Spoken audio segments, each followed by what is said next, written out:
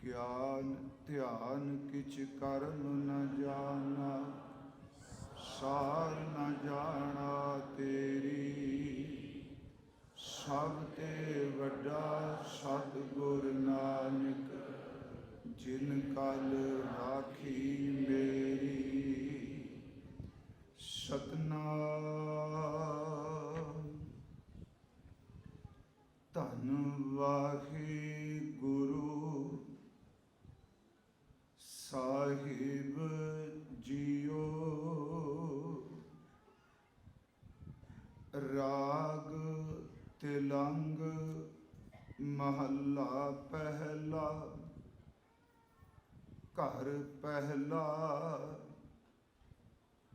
एक ओंकार, सतनाम करता पुरख निर्भउ निर्वैर। अकाल मूरत अजूनी सैभं गुर प्रसाद। यक अर्ज गुप्तम पेशतो, दर घोष कुन करतार। हक्का कबीर करीम तू, बेअहब परवदगार। दुनिया मुकामे फानी, तहकीक दिल दानी। मम सर मुवे अजराइल गिरफ्त, दिल खींच नादानी रहा। जन पिसर पदर बिरादरां, कसनेश दस्तंगीर। आखिर बेअफ्तम कस ना दारद, चूं स्वद तकबीर। सब रोज गस्तम दर हवा, कर देम बदी ख्याल। गाहे नाने की कार करदम, मम ई चिनी अहवाल। बदबख्त हम चुप बखील, गाफिल बेनजर बेबाक। नानक बगोयद जन तुरा, तेरे चाकरां पाखाक। बदबख्त हम चुप बखील, गाफिल बेनजर बेबाक। नानक बगोयद जन तुरा, तेरे चाकरां पाखाक। वाहिगुरु जी का खालसा, वाहिगुरु जी की फतेह। परम सन्मान योग जुगो जुग अटल साहिब श्री गुरु ग्रंथ साहिब सच्चे पातशाह महाराज जी की पावन पवित्र हजूरी अंदर संध्या दे इस गुरमत दीवान दी आप जी हाजरी भर रहे हो। सन्मान योग भाई साहब जी ने सतगुरां दे अमृत बचनां दा कीर्तन सरवण कराया है। कल आप संगत दे सन्मुख बेनती कीती सी, अज समेत परसों संध्या तक जो दीवान ने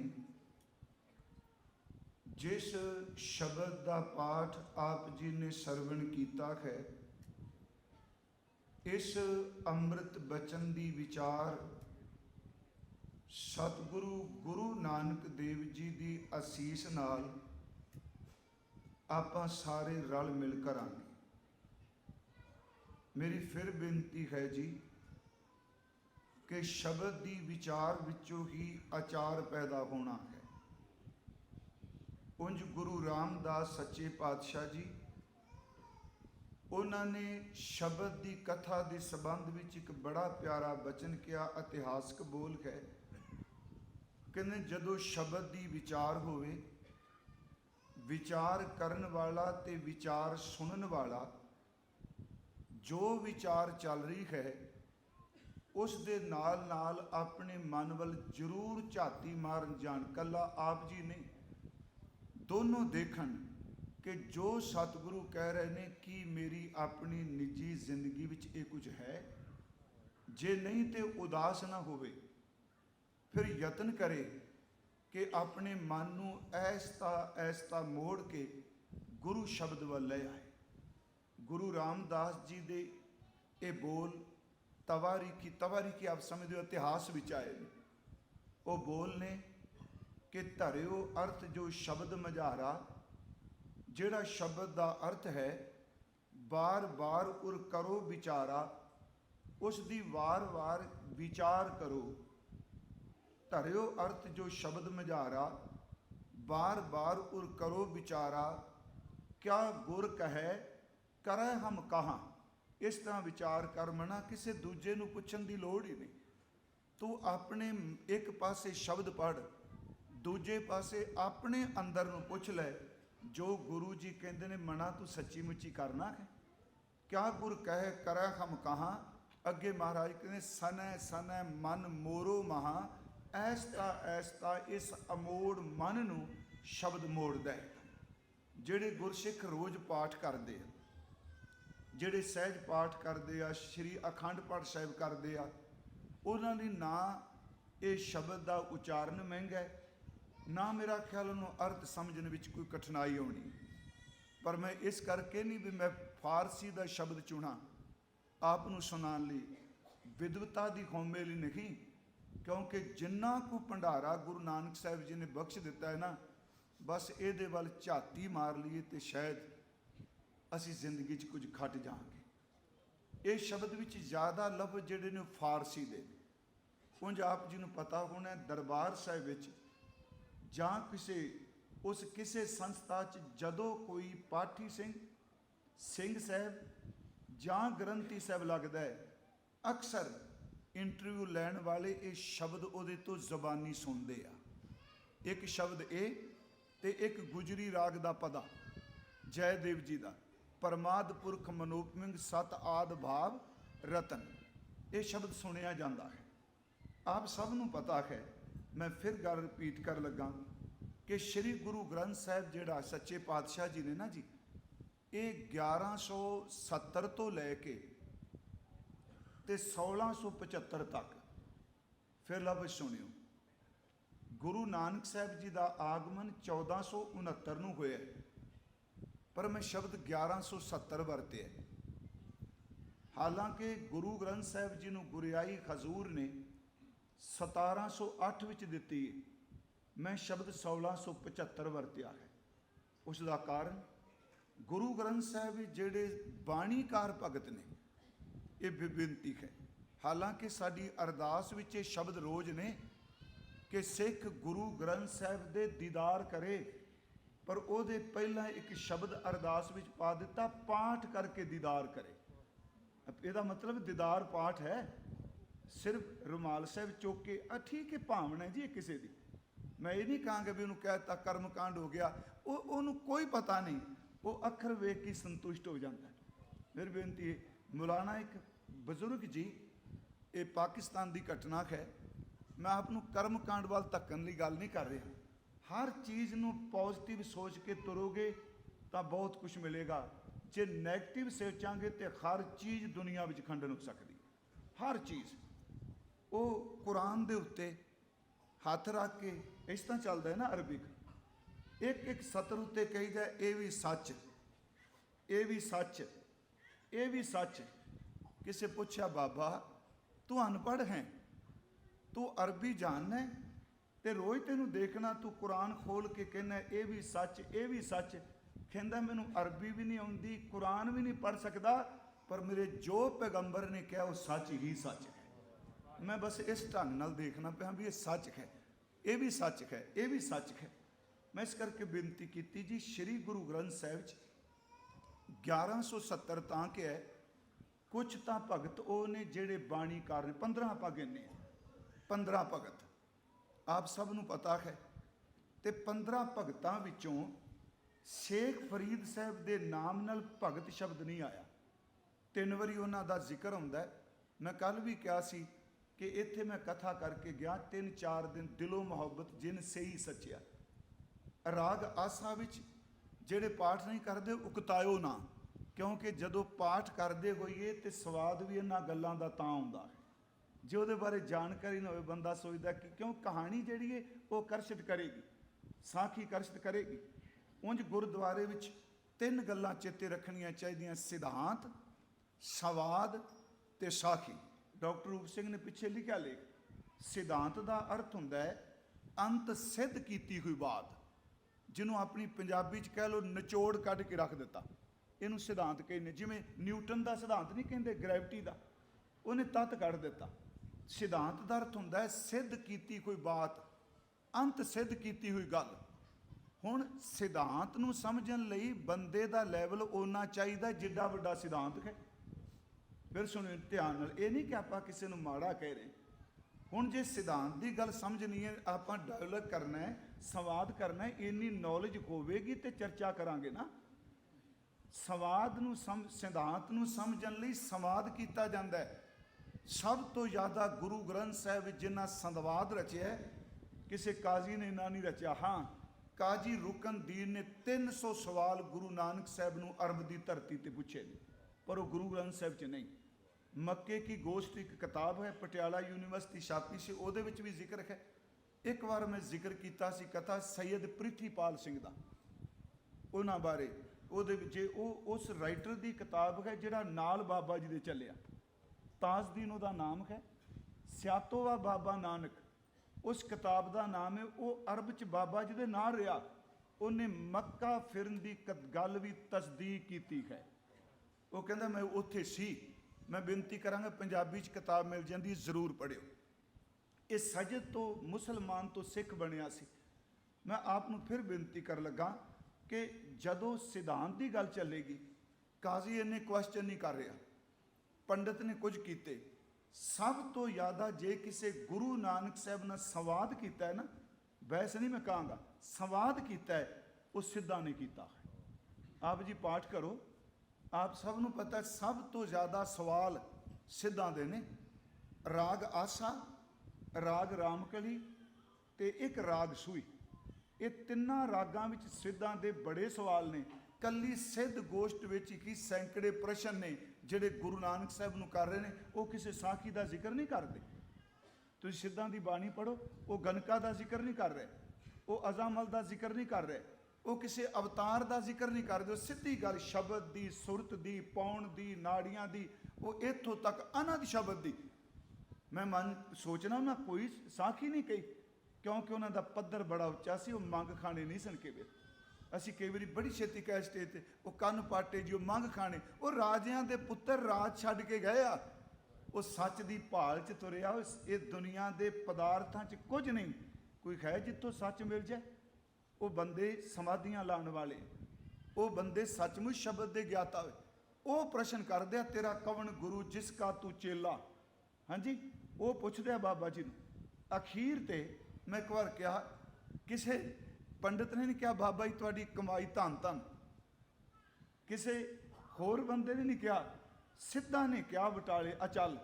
ਸਿੱਧ ਬੋਲਣ ਸ਼ੁਭ ਬਚਨ, ਧੰਨ ਨਾਨਕ ਤੇਰੀ ਵੱਡੀ ਕਮਾਈ। ਵੱਡੀ ਕਮਾਈ ਤਾਂ ਕੋਈ ਕਹੇਗਾ ਜੇ ਕਿਸੇ ਨੇ ਕਮਾਈ ਕੀਤੀ ਹੋਵੇ, ਕਿਉਂਕਿ ਉਹਨਾਂ ਬੰਦਿਆਂ ਨੇ ਸ਼ਬਦ ਸੁਰ ਦਾ ਅਭਿਆਸ ਕੀਤਾ। ਭਾਵੇਂ ਉਹਨਾਂ ਦੀ ਪੱਧਤੀ ਵੱਖਰੀ ਹੈ ਜੀ, ਉਹ ਆਪਣੇ ਢੰਗ ਨਾਲ ਸਿੰਗਿੰਗ ਦੀ ਗੱਲ ਕਰਦੇ ਆ, ਉਹ ਚਿੱਪੀ ਦੀ ਗੱਲ ਕਰਦੇ ਆ। ਗੁਰੂ ਸਾਹਿਬ ਨਵੇਂ ਅਰਥ ਦਿੰਦੇ ਪਏ, ਮੁੰਦਾ ਸੰਤੋਖ ਸ਼ਰਮ ਪਤ ਝੋਲੀ ਧਿਆਨ ਕੀ ਕਰੇ ਵਿਭੂਤ। ਮੈਂ ਆਪ ਨੂੰ ਤਾਂ ਬੇਨਤੀ ਕਰ ਲੱਗਾ, ਸਿਧਾਂਤ ਨੂੰ ਸਮਝਣ ਲਈ ਸੰਵਾਦ ਚਾਹੀਦਾ ਹੈ। ਸੰਵਾਦ ਦੋ ਬਰਾਬਰ ਦੇ ਕਰ ਸਕਦੇ ਆ, ਜਾਂ ਕੋਈ ਜਿਗਿਆਸਾ ਰੱਖੇ। ਸੰਗਤ ਇਹ ਸਿਫਤ ਸਲਾਹ ਲਈ ਹੁੰਦੀ ਹੈ, ਸੰਗਤ ਸੈਮੀਨਾਰ ਨਹੀਂ। ਜਿਹੜਾ ਅੱਜ ਸਾਡੀ ਖੁਲੀਆ ਵਿਗੜ ਗਿਆ ਹੈ ਨਾ, ਅਸੀਂ ਸੰਗਤ ਜਿਹੜਾ ਮਰਜ਼ੀ ਖਲੋ ਕਹਿੰਦਾ ਇਹ ਸਵਾਲ ਦਾ ਉੱਤਰ ਦਿਓ ਜੀ, ਸਵਾਲਾਂ ਦੇ ਉੱਤਰ ਸੈਮੀਨਾਰ ਜਿੱਤੇ ਜਾਂਦੇ ਆ। ਸੰਗਤ ਵਿੱਚ ਗੁਰੂ ਕੀ ਸਿਫਤ ਹੁੰਦੀ ਹੈ, ਜੋ ਗਲਤ ਵੀ ਬੋਲ ਰਿਹਾ ਉਹਦਾ ਸੰਗਤ ਵਿੱਚ ਅਪਮਾਨ ਨਹੀਂ ਕਰਨਾ ਚਾਹੀਦਾ। ਮੇਰੀ ਇਸ ਬੇਨਤੀ ਨੂੰ ਜ਼ਰੂਰ ਸਵੀਕ੍ਰਿਤਤਾ ਨਾਲ ਲਿਓ ਜੀ। ਹੁਣ ਜਿਹੜੇ ਬੰਦੇ ਸੰਵਾਦ ਨਹੀਂ ਕਰ ਸਕਦੇ, ਪੰਜ ਸਮਝਣਾ ਉਹਨਾਂ ਵੀ ਸਿਧਾਂਤ ਹੈ, ਉਹ ਕਿਵੇਂ ਜਾਣ? ਮੰਨ ਲਓ ਇੱਕ ਬੰਦੇ ਨੂੰ ਕੋਈ ਪਤਾ ਨਹੀਂ ਸਿਧਾਂਤ ਕੀ, ਨਾਮ ਕੀ, ਸ਼ਬਦ ਕੀ, ਅਨੰਦ ਸ਼ਬਦ ਕੀ, ਸੇਵਾ ਦਾ ਭਾਵ ਕੀ, ਉਸ ਨੂੰ ਸਿਧਾਂਤ ਤੱਕ ਲਿਜਾਣ ਦਾ ਸੌਖਾ ਤਰੀਕਾ ਹੈ ਉਹਨੂੰ ਫਿਰ ਸਾਖੀ ਸੁਣਾਈ ਜਾਂਦੀ ਹੈ, ਕਿਉਂਕਿ ਸਾਖੀ ਉਹਨੂੰ ਸਿਧਾਂਤ ਤੱਕ ਲੈ ਜਾਂਦੀ ਹੈ। ਇਸ ਕਰਕੇ ਗੁਰੂ ਗ੍ਰੰਥ ਸਾਹਿਬ ਦਾ ਸਿਧਾਂਤ ਸਮਝਾਉਣ ਲਈ ਭਰਪੂਰ ਸਾਖੀਆਂ ਦੀ ਵਰਤੋਂ ਕੀਤੀ। ਇੱਕ ਸ਼ਬਦ ਆਪਾਂ ਪੜ੍ਹ ਲੈਂਦੇ ਹਾਂ ਸਿਰਫ, ਕਿਉਂਕਿ ਅੱਜ ਇਸ ਦੀ ਲੜੀਵਾਰ ਵਿਚਾਰ ਸ਼ੁਰੂ ਕਰਾਂਗੇ। ਮੇਰੀ ਬੇਨਤੀ ਕੱਲ੍ਹ ਨੂੰ ਜਿਹੜੇ ਪੜ੍ਹ ਕੇ ਆਏ ਜੀ ਸਦਕੇ, ਪਰ ਕੱਲ੍ਹ ਨੂੰ ਜਿਨ੍ਹਾਂ ਨਹੀਂ ਪੜ੍ਹਿਆ ਜ਼ਰੂਰ ਪੜ੍ਹ ਕੇ ਆਏ। ਜੇ ਆਪਣੇ 3 ਦਿਨਾਂ 'ਚ ਸ਼ਬਦ ਕੰਠ ਹੋ ਗਿਆ ਨਾ, ਤੇ ਸਾਰੀ ਜ਼ਿੰਦਗੀ ਦਾ ਖਜ਼ਾਨਾ ਕੀ ਮਰਨ ਤੋਂ ਬਾਅਦ ਦਾ ਵੀ ਖਜ਼ਾਨਾ ਬਣ ਜਾਣਾ ਹੈ, ਕਿਉਂਕਿ ਸ਼ਬਦ ਮਰ ਕੇ ਛੱਡ ਥੋੜਾ ਜਾਂਦਾ। ਗੁਰ ਕਾ ਬਚਨ ਬਸੈ ਜੀ ਨਾਲ ਲਿਖ। ਅਰਜ਼ ਫਿਰ ਮੈਂ ਆਪ ਜੀ ਨੂੰ ਕਰ ਲੱਗਾ। ਹੁਣ ਗੁਰੂ ਗ੍ਰੰਥ ਸਾਹਿਬ 'ਚ ਸਿਧਾਂਤ ਸਮਝਾਉਣਾ ਹੈ ਵੀ ਪਰਮਾਤਮਾ ਦੀ ਸ਼ਰਨ 'ਚ ਪੈ ਜਾਓ। ਜੇ ਕੋਈ ਫਿਲੋਸਫਰ ਸਮਝਾਏਗਾ ਉਹ ਆਪਣੀਆਂ ਦਲੀਲਾਂ ਦੇਗਾ। ਗੁਰੂ ਤੇਗ ਬਹਾਦਰ ਸਾਹਿਬ ਜੀ ਨੇ ਸਮਝਾਉਣਾ ਹੈ ਵੀ ਮਨਾ ਵਾਹਿਗੁਰੂ ਜੀ ਦੀ ਸ਼ਰਨ ਤੋਂ ਬਿਨਾਂ ਤੇਰਾ ਛੁਟਕਾਰਾ ਨਹੀਂ ਪੈ ਜਾ। ਹੁਣ ਮੈਨੂੰ ਸਮਝ ਨਹੀਂ ਪੈ ਰਹੀ, ਮਹਾਰਾਜ ਫਿਰ ਸਾਖੀ ਸਮਝਾਣਗੇ। ਉਹ ਸ਼ਬਦ ਹੈ, ਮਨ ਰੇ ਪ੍ਰਭ ਕੀ ਸ਼ਰਨ ਵਿਚਾਰੋ, ਸੋਠ ਰਾਗ ਦਾ। ਮਨ ਰੇ ਪ੍ਰਭ ਕੀ ਸ਼ਰਨ ਵਿਚਾਰੋ ਸਿਧਾਂਤ ਹੈ, ਉਹਦੀ ਸ਼ਰਨ ਵਿੱਚ ਸੁੱਖ ਹੈ। ਇਹ ਤਤ ਕੱਢਿਆ ਹੋਇਆ, ਪਰ ਮੈਨੂੰ ਕਿਵੇਂ ਸਮਝ ਪਏ? ਅੱਗੇ ਫਿਰ ਗੁਰੂ ਸਾਹਿਬ ਸਾਖੀ ਸੁਣਾਣਗੇ, ਮਨ ਰੇ ਪ੍ਰਭ ਕੀ ਸ਼ਰਨ ਵਿਚਾਰੋ, ਜੇ ਸਿਮਰਤ ਗਨਕਾ ਸੀ ਉਧਰੀ। ਹੁਣ ਗਨਕਾ ਇੱਕ ਸਾਖੀ ਹੈ। ਸਮਝਾਣਾ ਤੇ ਇਹ ਵੇ ਨਾ ਕਿ ਪਰਮਾਤਮਾ ਦੀ ਸ਼ਰਨ 'ਚ ਪਏ। ਉਸ ਸਿਧਾਂਤ ਨੂੰ ਸਮਝਣ ਲਈ ਗੁਰਦੇਵ ਨੇ ਸਾਖੀ ਲੈ ਲਈ। ਮਨ ਰੇ ਪ੍ਰਭ ਕੀ ਸ਼ਰਨ ਵਿਚਾਰੋ, ਜੇ ਸਿਮਰਤ ਗਨਕਾ ਸੀ ਉਧਰੀ, ਤਾਕੋ ਜਸ ਉਰ ਧਾਰੋ। ਅਟਲ ਭਇਓ ਧਰੂ ਜਾ ਕੈ ਸਿਮਰਨ, ਅਰ ਨਿਰਭੈ ਪਦ ਪਾਇਆ। ਦੁੱਖ ਹਰਤਾ ਇਹ ਬਿਦ ਕੋ ਸੁਆਮੀ, ਤੈ ਕਾਹੇ ਬਿਸਰਾਇਆ। ਹੁਣ ਇਹਦੇ ਵਿੱਚ ਦੇਖੋ ਧਰੂ ਆ ਗਿਆ। ਜਬ ਹੀ ਸ਼ਰਨ ਗਈ ਕਿਰਪਾ ਨਿਧ, ਗੱਜ ਗਰਾਂ ਤੇ ਛੂਟਾ। ਹਾਥੀ ਵਾਲੀ ਸਾਖੀ ਆ ਗਈ। ਮਹਿਮਾ ਨਾਮ ਕਹਾਂ ਲੋ ਵਰਨੂ, ਰਾਮ ਕਹਿਤ ਬੰਧਨ ਤੇ ਟੂਟਾ। ਅਜਾ ਮਲ ਪਾਪੀ ਜਗ ਜਾਣੈ, ਨਿਮਖ ਮਾਇ ਨਿਸਤਾਰਾ। ਨਾਨਕ ਕਹਿਤ ਚੇਤ ਚਿੰਤਾ ਮਨ, ਤੈ ਭੀ ਉਤਰੈ। ਪਰ ਆ ਗੱਲ ਤਾਂ ਇਹ ਸਮਝਾਣੀ ਸੀ ਨਾ, ਪਰਮਾਤਮਾ ਦੇ ਨਾਮ ਦੀ ਸ਼ਰਨ ਚਲਾ ਜਾ। ਇਸ ਕਰਕੇ ਜੇ ਕੋਈ ਸਾਖੀ ਸੁਣਾਉਂਦਾ ਐਵੇਂ ਮਜ਼ਾਕ ਨਾ ਡਾਈਏ। ਸਾਖੀ ਦਾ ਬਹੁਤ ਵੱਡਾ ਆਪਣਾ ਸਥਾਨ ਹੈ। ਸਿਧਾਂਤ, ਸੰਵਾਦ ਤੇ ਤੀਸਰੀ ਮੈਂ ਬੇਨਤੀ ਕੀਤੀ ਹੈ ਸਾਖੀ। ਇਸੇ ਕਰਕੇ ਗੁਰੂ ਘਰਾਂ ਵਿੱਚ ਸ਼ਾਮ ਨੂੰ ਸਾਖੀ ਦੀ ਕਥਾ ਹੁੰਦੀ, ਇਤਿਹਾਸ ਦੀ ਕਥਾ ਹੁੰਦੀ ਹੈ। ਆਪ ਨੂੰ ਮੈਂ ਬੇਨਤੀ ਕਰਨ ਲੱਗਾ, ਕੁਝ 15 ਭਗਤ ਜਿਹੜੇ ਨੇ ਉਹ ਬਾਣੀਕਾਰ ਨੇ, ਭਗਤ ਵੀ ਨੇ, ਉਹਨਾਂ ਬਾਣੀ ਵੀ ਉਚਾਰਨ ਕੀਤੀ ਹੈ। ਕੁਝ ਗੁਰੂ ਗ੍ਰੰਥ ਸਾਹਿਬ ਵਿੱਚ ਭਗਤ ਨੇ ਜਿਹੜੇ ਬਾਣੀਕਾਰ ਨਹੀਂ, ਪਰ ਉਹਨਾਂ ਨੂੰ ਭਗਤ ਸਵੀਕਾਰ ਕੀਤਾ। ਧਰੂ ਜੀ ਦਾ ਇੱਕ ਲਫ਼ਜ਼ ਨਹੀਂ ਗੁਰੂ ਗ੍ਰੰਥ ਸਾਹਿਬ 'ਚ, ਪ੍ਰਹਿਲਾਦ ਜੀ ਦਾ ਇੱਕ ਸ਼ਬਦ ਨਹੀਂ, ਬਿਦਰ ਦਾ ਕੋਈ ਸ਼ਬਦ ਨਹੀਂ, ਉਦੋ ਦਾ ਕੋਈ ਸ਼ਬਦ ਨਹੀਂ, ਅਕਰੂਰ ਦਾ ਕੋਈ ਸ਼ਬਦ ਨਹੀਂ, ਪਰ ਸਰਮੇਸ਼ਰ ਦਾ ਕੋਈ ਸ਼ਬਦ ਨਹੀਂ। ਮੈਂ ਸਾਰਿਆਂ ਦਾ ਜ਼ਿਕਰ ਨਾ ਕਰਾਂ, ਪਰ ਯਾਦ ਰੱਖਿਓ ਗੁਰੂ ਗ੍ਰੰਥ ਸਾਹਿਬ ਵਿੱਚ ਤਾਂ ਉਹਨਾਂ ਨੂੰ ਭਗਤ ਸਵੀਕਾਰ ਕੀਤਾ। ਰਾਮ ਜਪੋ ਜੀ ਐਸੇ ਐਸੇ, ਧਰੂ ਪ੍ਰਹਿਲਾਦ ਜਪਿਓ ਹਰ ਜੈਸੇ। ਕਿਉਂਕਿ ਅੱਜ ਸਾਡੇ ਗਿਆਨ ਦੇ ਪੱਖੋਂ ਵੀ ਬੜੀ ਵੱਡੀ ਸੰਕੀਰਨਤਾ ਆ ਗਈ। ਜੇ ਮੰਨ ਲਓ ਕੋਈ, ਮੈਂ ਕੱਲ੍ਹ ਵੀ ਆਪ ਜੀ ਨੂੰ ਗੱਲ ਕਹਿੰਦਿਆਂ ਰੁਕ ਗਿਆ ਸਾਂ, ਕਿਸੇ ਮੈਂ ਸਿੱਖ ਸਾਧੂ ਦੀ ਗੱਲ ਕਰਾਂਗਾ ਨਾ, ਛੇਤੀ ਸਵੀਕਾਰ ਨਹੀਂ ਕਰਨਾ, ਕਿਉਂਕਿ ਇਸ ਢੰਗ ਨਾਲ ਪੇਸ਼ ਕਰ ਦਿੱਤਾ ਗਿਆ ਹੈ ਨਾ ਜੀ ਵੀ ਸਭ ਹੀ ਝੂਠ ਹੈ। ਹਾਂਜੀ, ਮੈਂ ਇੱਕ ਦਿਨ ਸੰਗਤ 'ਚ ਪੁੱਛਿਆ ਸੀ, ਬਾਬਾ ਵੀਰ ਸਿੰਘ ਨਰੰਗਾਬਾਦ ਵਾਲਿਆਂ ਦਾ ਪਤਾ ਹੈ? ਮੈਂ ਪੁੱਛਿਆ ਬਾਬਾ ਵੀਰ ਸਿੰਘ ਨਰੰਗਾਬਾਦ ਵਾਲੇ, ਸਿਰਫ 2 ਸੱਜਣਾ ਨੇ ਕਿਹਾ। ਮੈਂ ਕਿਹਾ ਬਾਬਾ ਵੀਰ ਸਿੰਘ ਉਹ ਵੇ ਜਿਹਨੂੰ ਖਾਲਸਾ ਫੌਜ ਨੇ ਤੋਪਾਂ ਢਾਹ ਕੇ ਮਾਰਿਆ ਸੀ। ਉਸ ਬ੍ਰਹਮ ਗਿਆਨੀ ਦੀ ਹੱਤਿਆ, ਪਾਪ ਨਹੀਂ ਉਤਰ ਸਕਿਆ ਖਾਲਸਾ ਰਾਜ ਤੋਂ। ਬਹੁਤ ਘੱਟ ਸੱਜਣਾ ਨੂੰ ਪਤਾ ਬਾਬਾ ਵੀਰ ਸਿੰਘ ਜੀ ਬਾਰੇ। ਜੇ ਮੈਂ ਉਹੀ ਕਹਾਣੀ ਘੁਮਾ ਕੇ ਕਹਿ ਦਿਆਂ ਇੱਕ ਮੁਸਲਮਾਨ ਦਰਵੇਸ਼ ਦੀ ਏ, ਸਾਰਿਆਂ ਧਿਆਨ ਨਾਲ ਸੁਣ ਲੈਣੀ, ਕਿਉਂਕਿ ਅਸੀਂ ਦੂਜੇ ਮਤ ਦੇ ਨੂੰ ਸੁਣਨ ਨੂੰ ਤਿਆਰ ਹਾਂ। ਆਪਣੇ ਵਿੱਚੋਂ ਔਗਣ ਹੀ ਦਿਸਦੇ ਹੁੰਦੇ ਆ। ਮੇਰੀ ਫਿਰ ਅਰਜ਼ ਹੈ ਕਿ ਗੁਰੂ ਗ੍ਰੰਥ ਸਾਹਿਬ ਵਿੱਚ ਦੇਖੋ ਸਿਧਾਂਤ, ਸੰਵਾਦ ਤੇ ਸਾਖੀ, 15 ਭਗਤ ਨੇ ਬਾਣੀਕਾਰ, ਕੁਝ ਭਗਤ ਨੇ ਜਿਹੜੇ ਪੁਰਾਣ ਵਿੱਚੋਂ ਆਏ ਆ। ਉਂਝ ਗੁਰੂ ਗੋਬਿੰਦ ਸਿੰਘ ਜੀ ਨੇ ਆਪਣੇ ਵੇਲੇ ਗੱਲ ਸਮਝਾ ਦਿੱਤੀ। 100 ਸਾਖੀ ਦਾ ਇੱਕ ਬਚਨ ਹੈ, ਰਾਗੀ ਸਿੰਘ ਕੀਰਤਨ। ਮੈਂ ਸਿਰਫ ਅਜੇ ਭੂਮਿਕਾ ਬਣਾ ਰਿਹਾ, ਹੁਣ ਆਪਾਂ ਸ਼ਬਦ ਹੀ ਯਾਦ ਰੱਖਿਓ। ਮੈਂ ਵੀ ਤਾਂ ਹੀ ਗੱਲ ਕਰਨਾ ਪਿਆ ਵੀ ਗੱਲ ਸਿਧਾਂਤ ਦੀ ਮੈਨੂੰ ਸਮਝ ਪੈ ਜਾਏ। ਉਹਨਾਂ ਨੇ ਗੋਪੀ ਚੰਦ ਰਾਜੇ ਦੀ ਕਿਤੇ ਸਾਖੀ ਸੁਣਾ ਦਿੱਤੀ। ਸੁਣਨ ਵਾਲੇ ਕੋਈ ਤੱਤੇ ਹੋ ਗਏ। ਉਹਨਾਂ ਨੇ ਰਾਗੀ ਸਿੰਘਾਂ ਦੀ ਚੰਗੀ ਲਾਭਾ ਕੀਤੀ ਜੀ। ਮਹਾਰਾਜ ਜੀ ਨੂੰ ਜਾ ਕੇ ਕਹਿੰਦਾ ਇਹਨੂੰ ਸਮਝਾਓ।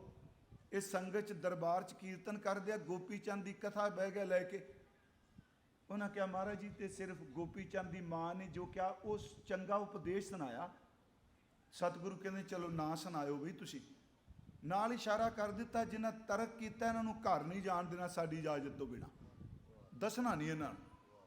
ਉਹ ਬੜੇ ਖੁਸ਼ ਹੋ ਗਏ।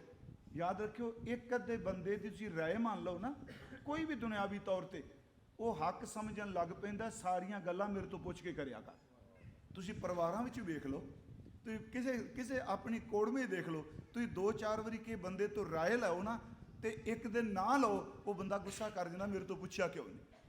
ਕਈ ਵਾਰੀ ਬੰਦਿਆਂ ਦਾ ਸੁਭਾਅ ਹੈ। ਉਹ ਬੰਦੇ ਹੋਰ ਹੋ ਗਿਆ ਵੀ ਸਾਡੀ ਤਾਂ ਸੁਣੀ ਗਈ। ਹੁਣ ਪਰਿਵਾਰ ਚੇਤੇ ਆਇਆ, ਜਾਣ ਲੱਗੇ, ਸਿੰਘਾਂ ਨੇ ਰੋਕ ਲਿਆ। ਉਹ ਮੋਹ 'ਚ ਰੋਣ ਲੱਗ ਪਏ। ਮਹਾਰਾਜ ਜੀ ਕੋਲ ਆਏ, ਸੱਚੇ ਪਾਤਸ਼ਾਹ ਜੀ ਨੂੰ ਬੇਨਤੀ ਕਰਦੇ ਨੇ ਸਾਨੂੰ ਜਾਣ ਨਹੀਂ ਦਿੰਦੇ। ਸਤਿਗੁਰੂ ਕਹਿੰਦੇ ਆ ਕਿਉਂ? ਕਹਿੰਦੇ ਸਾਡੇ ਬੱਚੇ ਯਾਦ ਆਉਂਦੇ ਆ, ਮਾਪੇ ਯਾਦ ਆਉਂਦੇ ਆ, ਮਾਲ ਡੰਗਰ ਹੈ, ਸਾਡੀ ਖੇਤੀ ਹੈ।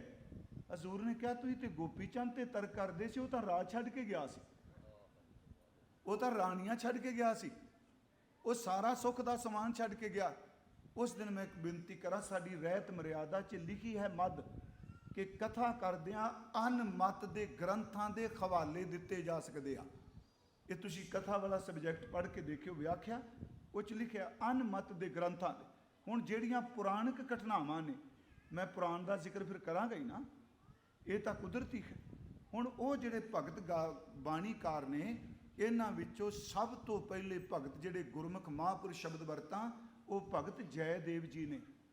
ਉਹਨਾਂ ਦਾ ਜਨਮ ਗੁਰੂ ਨਾਨਕ ਸਾਹਿਬ ਜੀ ਦੇ ਆਗਮਨ ਤੋਂ 300 ਸਾਲ ਪਹਿਲਾਂ ਹੋਇਆ ਹੈ, 1170 ਨੂੰ। ਭਗਤ ਜੈਦੇਵ ਜੀ ਤੋਂ 3 ਸਾਲ ਛੋਟੇ ਨੇ ਸ਼ੇਖ ਬਾਬਾ ਫਰੀਦ ਜੀ। ਚਲੋ ਅਸੀਂ ਬਾਣੀ ਸ਼ੇਖ ਫਰੀਦ ਹੁੰਦਾ, ਪੂਰਾ ਨਾਮ ਤਾਂ ਸੀ ਸ਼ੇਖ ਫਰੀਦੁਦੀਨ ਮਸੂਦ ਦੇ ਗੰਜੇ ਸ਼ਕਲ, ਮੁਕੰਮਲ ਨਾਮ ਇੱਕ ਹੈ। ਪਰ ਨਾ ਜੈਦੇਵ ਭਗਤ ਜੀ ਮਹਾਰਾਜ ਮਿਲੇ ਆ ਤੇ ਨਾ ਬਾਬਾ ਫਰੀਦ ਸਾਹਿਬ ਮਿਲੇ ਆਪਸ 'ਚ। ਪਰ ਗੁਰੂ ਗ੍ਰੰਥ ਸਾਹਿਬ ਦਾ ਸ਼ਬਦ ਹੈ, ਜਿਨੇ ਆਪਣੇ ਤੋਂ 300 ਸਾਲ ਪਹਿਲਾਂ ਜਿਹੜੇ ਭਗਤ ਹੋਏ, ਉਹਨਾਂ ਦੀ ਬਾਣੀ ਦਾ ਖਜ਼ਾਨਾ ਵੀ ਗੁਰੂ ਨਾਨਕ ਸਾਹਿਬ ਨੇ ਸਾਨੂੰ ਬਖਸ਼ ਦਿੱਤਾ। ਕਿੱਡਾ ਵੱਡਾ ਜੀ, ਯਾਦ ਰੱਖਿਓ, ਬੜੀ ਵੱਡੀ ਵਿਸ਼ਾਲਤਾ ਹੈ। ਇਹ ਨਹੀਂ ਕਿ ਸੱਚ ਮੇਰੇ ਤੋਂ ਸ਼ੁਰੂ ਹੋਇਆ ਹੈ। ਹਜ਼ੂਰ ਨੇ ਕਿਹਾ ਮੇਰੇ ਤੋਂ ਪਹਿਲਾਂ ਵੀ ਸੱਚ ਦੀ ਗੱਲ ਹੈ, ਤੇ ਸੱਚ ਬੋਲਣ ਵਾਲਿਆਂ ਦੀ ਸਾਰੀ ਬਾਣੀ ਗੁਰੂ ਗ੍ਰੰਥ ਸਾਹਿਬ ਵਿੱਚ ਇਕੱਤਰ ਕਰ ਦਿੱਤੀ। ਇਸ ਨੂੰ ਫਿਰ ਬੇਨਤੀ, ਸੱਚ ਤਾਂ ਕਦੀ ਇਹ ਨਾ ਕਹੀਏ ਵੀ ਇਸ ਪੈਗੰਬਰ ਤੋਂ ਪਹਿਲਾਂ ਸੱਚ ਨਹੀਂ ਸੀ। ਗੁਰਮੁਖੋ, ਸੱਚ ਤਾਂ ਆਦਿ ਹੈ। ਸੱਚ ਤਾਂ ਜਦੋਂ ਕੁਝ ਵੀ ਨਹੀਂ ਸੀ ਉਦੋਂ ਵੀ ਸੀ। ਉੱਥੇ ਸਤਿਗੁਰਾਂ ਨੇ ਇਹ ਭਗਤਾਂ ਦੇ ਬੋਲ ਸਾਨੂੰ ਦਿੱਤੇ, ਇਹ ਬਚਨ ਸਾਨੂੰ ਦੇ ਦਿੱਤੇ, ਖਜ਼ਾਨਾ ਬਖਸ਼ਿਆ। ਤੇ 1675 ਮੈਂ ਤਾਂ ਸ਼ਬਦ ਵਰਤਿਆ ਸੀ ਜੀ, ਕਿਉਂਕਿ ਗੁਰੂ ਤੇਗ ਬਹਾਦਰ ਸਾਹਿਬ 1675 ਨੂੰ ਸ਼ਹੀਦ ਹੋਏ। 1170 ਤੋਂ ਲੈ ਕੇ ਸਨ 1675 ਤੱਕ ਜਿੰਨਾ ਰੂਹਾਨੀ ਖਜ਼ਾਨਾ ਸੀ ਭਾਰਤ ਦੀ ਧਰਤੀ ਤੇ, ਉਹ ਗੁਰੂ ਜੋਤ ਨੇ ਇੱਕ ਜਗ੍ਹਾ ਤੇ ਇਕੱਤਰ ਕਰ ਦਿੱਤਾ। ਇਹ 500 ਸਾਲ ਆਪਾਂ ਸ਼ਬਦ ਵਰਤ ਲਈਏ। ਇਹ ਸਤਿਗੁਰਾਂ ਨੇ ਜਿਹੜੀ ਅੱਜ ਸਾਡੇ ਤੇ ਕਿਰਪਾ ਕੀਤੀ, ਇਹ ਹੈ ਜੀ, ਅਕਸਰ ਅਸੀਂ ਕਹਿੰਦੇ ਹਾਂ ਫਾਰਸੀ ਦਾ ਸ਼ਬਦ ਹੈ। ਹਾਂਜੀ, ਲਫ਼ਜ਼ ਮੈਂ ਅੱਗੇ ਆਪਾਂ ਵੇਖੀ ਜਾਵਾਂਗੇ, ਫਾਰਸੀ, ਇਹ ਪਰਸ਼ੀਅਨ। ਪਰ ਅਸਲ 'ਚ ਜਿਹੜੇ ਵਿਦਵਾਨ ਗੂੜ ਵਿਦਵਾਨ ਨੇ, ਉਹ ਕਹਿੰਦੇ ਨੇ ਇਹ ਉਰਦੂ ਦੀ ਸ਼ੁਰੂਆਤ ਸੀ। ਥੋੜਾ ਜਿਹਾ ਮੈਂ ਤੁਹਾਡਾ ਟਾਈਮ ਲੈਣਾ, ਕਿਉਂਕਿ ਇਹ ਸ਼ਬਦ ਜਿਹੜੇ ਆਉਣੇ ਆਪਾਂ ਅਰਥ ਤਾਂ ਵੇਖਣੀ ਨੇ। ਇਸ ਵਿੱਚ ਇੱਕ ਲਫ਼ਜ਼ ਫਾਰਸੀ ਦਾ ਹੈ, ਦੂਜਾ ਸ਼ਬਦ ਸੰਸਕ੍ਰਿਤ ਦਾ ਹੈ। ਸੁਣੋ, ਇੱਕ ਤੋਕ ਆਉਣੀ ਅੱਗੇ ਜਦੋਂ ਪੜਾਂਗੇ, ਜਨ ਪਿਸਰ ਪਦਰ ਬਿਰਾਦਰਾਂ ਕਸਨੇਸ ਦਸਤੰਗੀਰ, ਇਹ ਪਰਸ਼ੀਅਨ ਦਾ ਸ਼ਬਦ ਹੈ। ਇੱਥੇ ਜਨ ਦਾ ਅਰਥ ਮੈਂ ਪੜਿਆ ਜਨ ਹੈ, ਪਰ ਫਾਰਸੀ ਵਿੱਚ ਜਨ ਦਾ ਅਰਥ ਹੁੰਦਾ ਔਰਤ, ਇਸਤਰੀ, ਬੀਬੀ। ਤੇ ਜਦੋਂ ਇਹ ਸ਼ਬਦ ਸੰਪੂਰਨ ਹੋਵੇਗਾ, ਨਾਨਕ ਬਗੋਇਦ ਜਨ ਤੁਰਾ, ਉੱਥੇ ਜਨ ਦਾ ਅਰਥ ਸੇਵਕ। ਫਿਰ ਸੁਣ, ਇਹ ਲਫ਼ਜ਼ 2 ਵਾਰੀ ਆਇਆ ਸ਼ਬਦ 'ਚ, ਪਰ ਅਰਥ ਕਰਦੇ ਆ, ਇੱਕ ਪਰਸ਼ੀਅਨ ਵਿੱਚੋਂ ਆਇਆ एक संस्कृत विचों हो के आया। मेरी तां बेनती है, ये मैं क्यों क्या उर्दू, क्योंकि इसका कारण है कि उर्दू के लफ्जी अर्थ की ने। हालांकि विशा भाषा वालियां दा, पर फिर भी आप जे शब्द की तय च जाना है सानू पिछोकड़ जरूर पता होना चाहिए। मैं क्या उर्दू की शुरुआत में क्या है, उर्दू ये वैसे लफ्जी अर्थ उर्दू के होंदे आ छाउणी, फौजां की छाउणी, फौजां का बाजार। उर्दू का भाषा अर्थ नहीं हैगा, ये तुर्की का शब्द है उर्दू। याद रखियो गुरु ग्रंथ साहिब विच तुर्की के शब्द भी ने।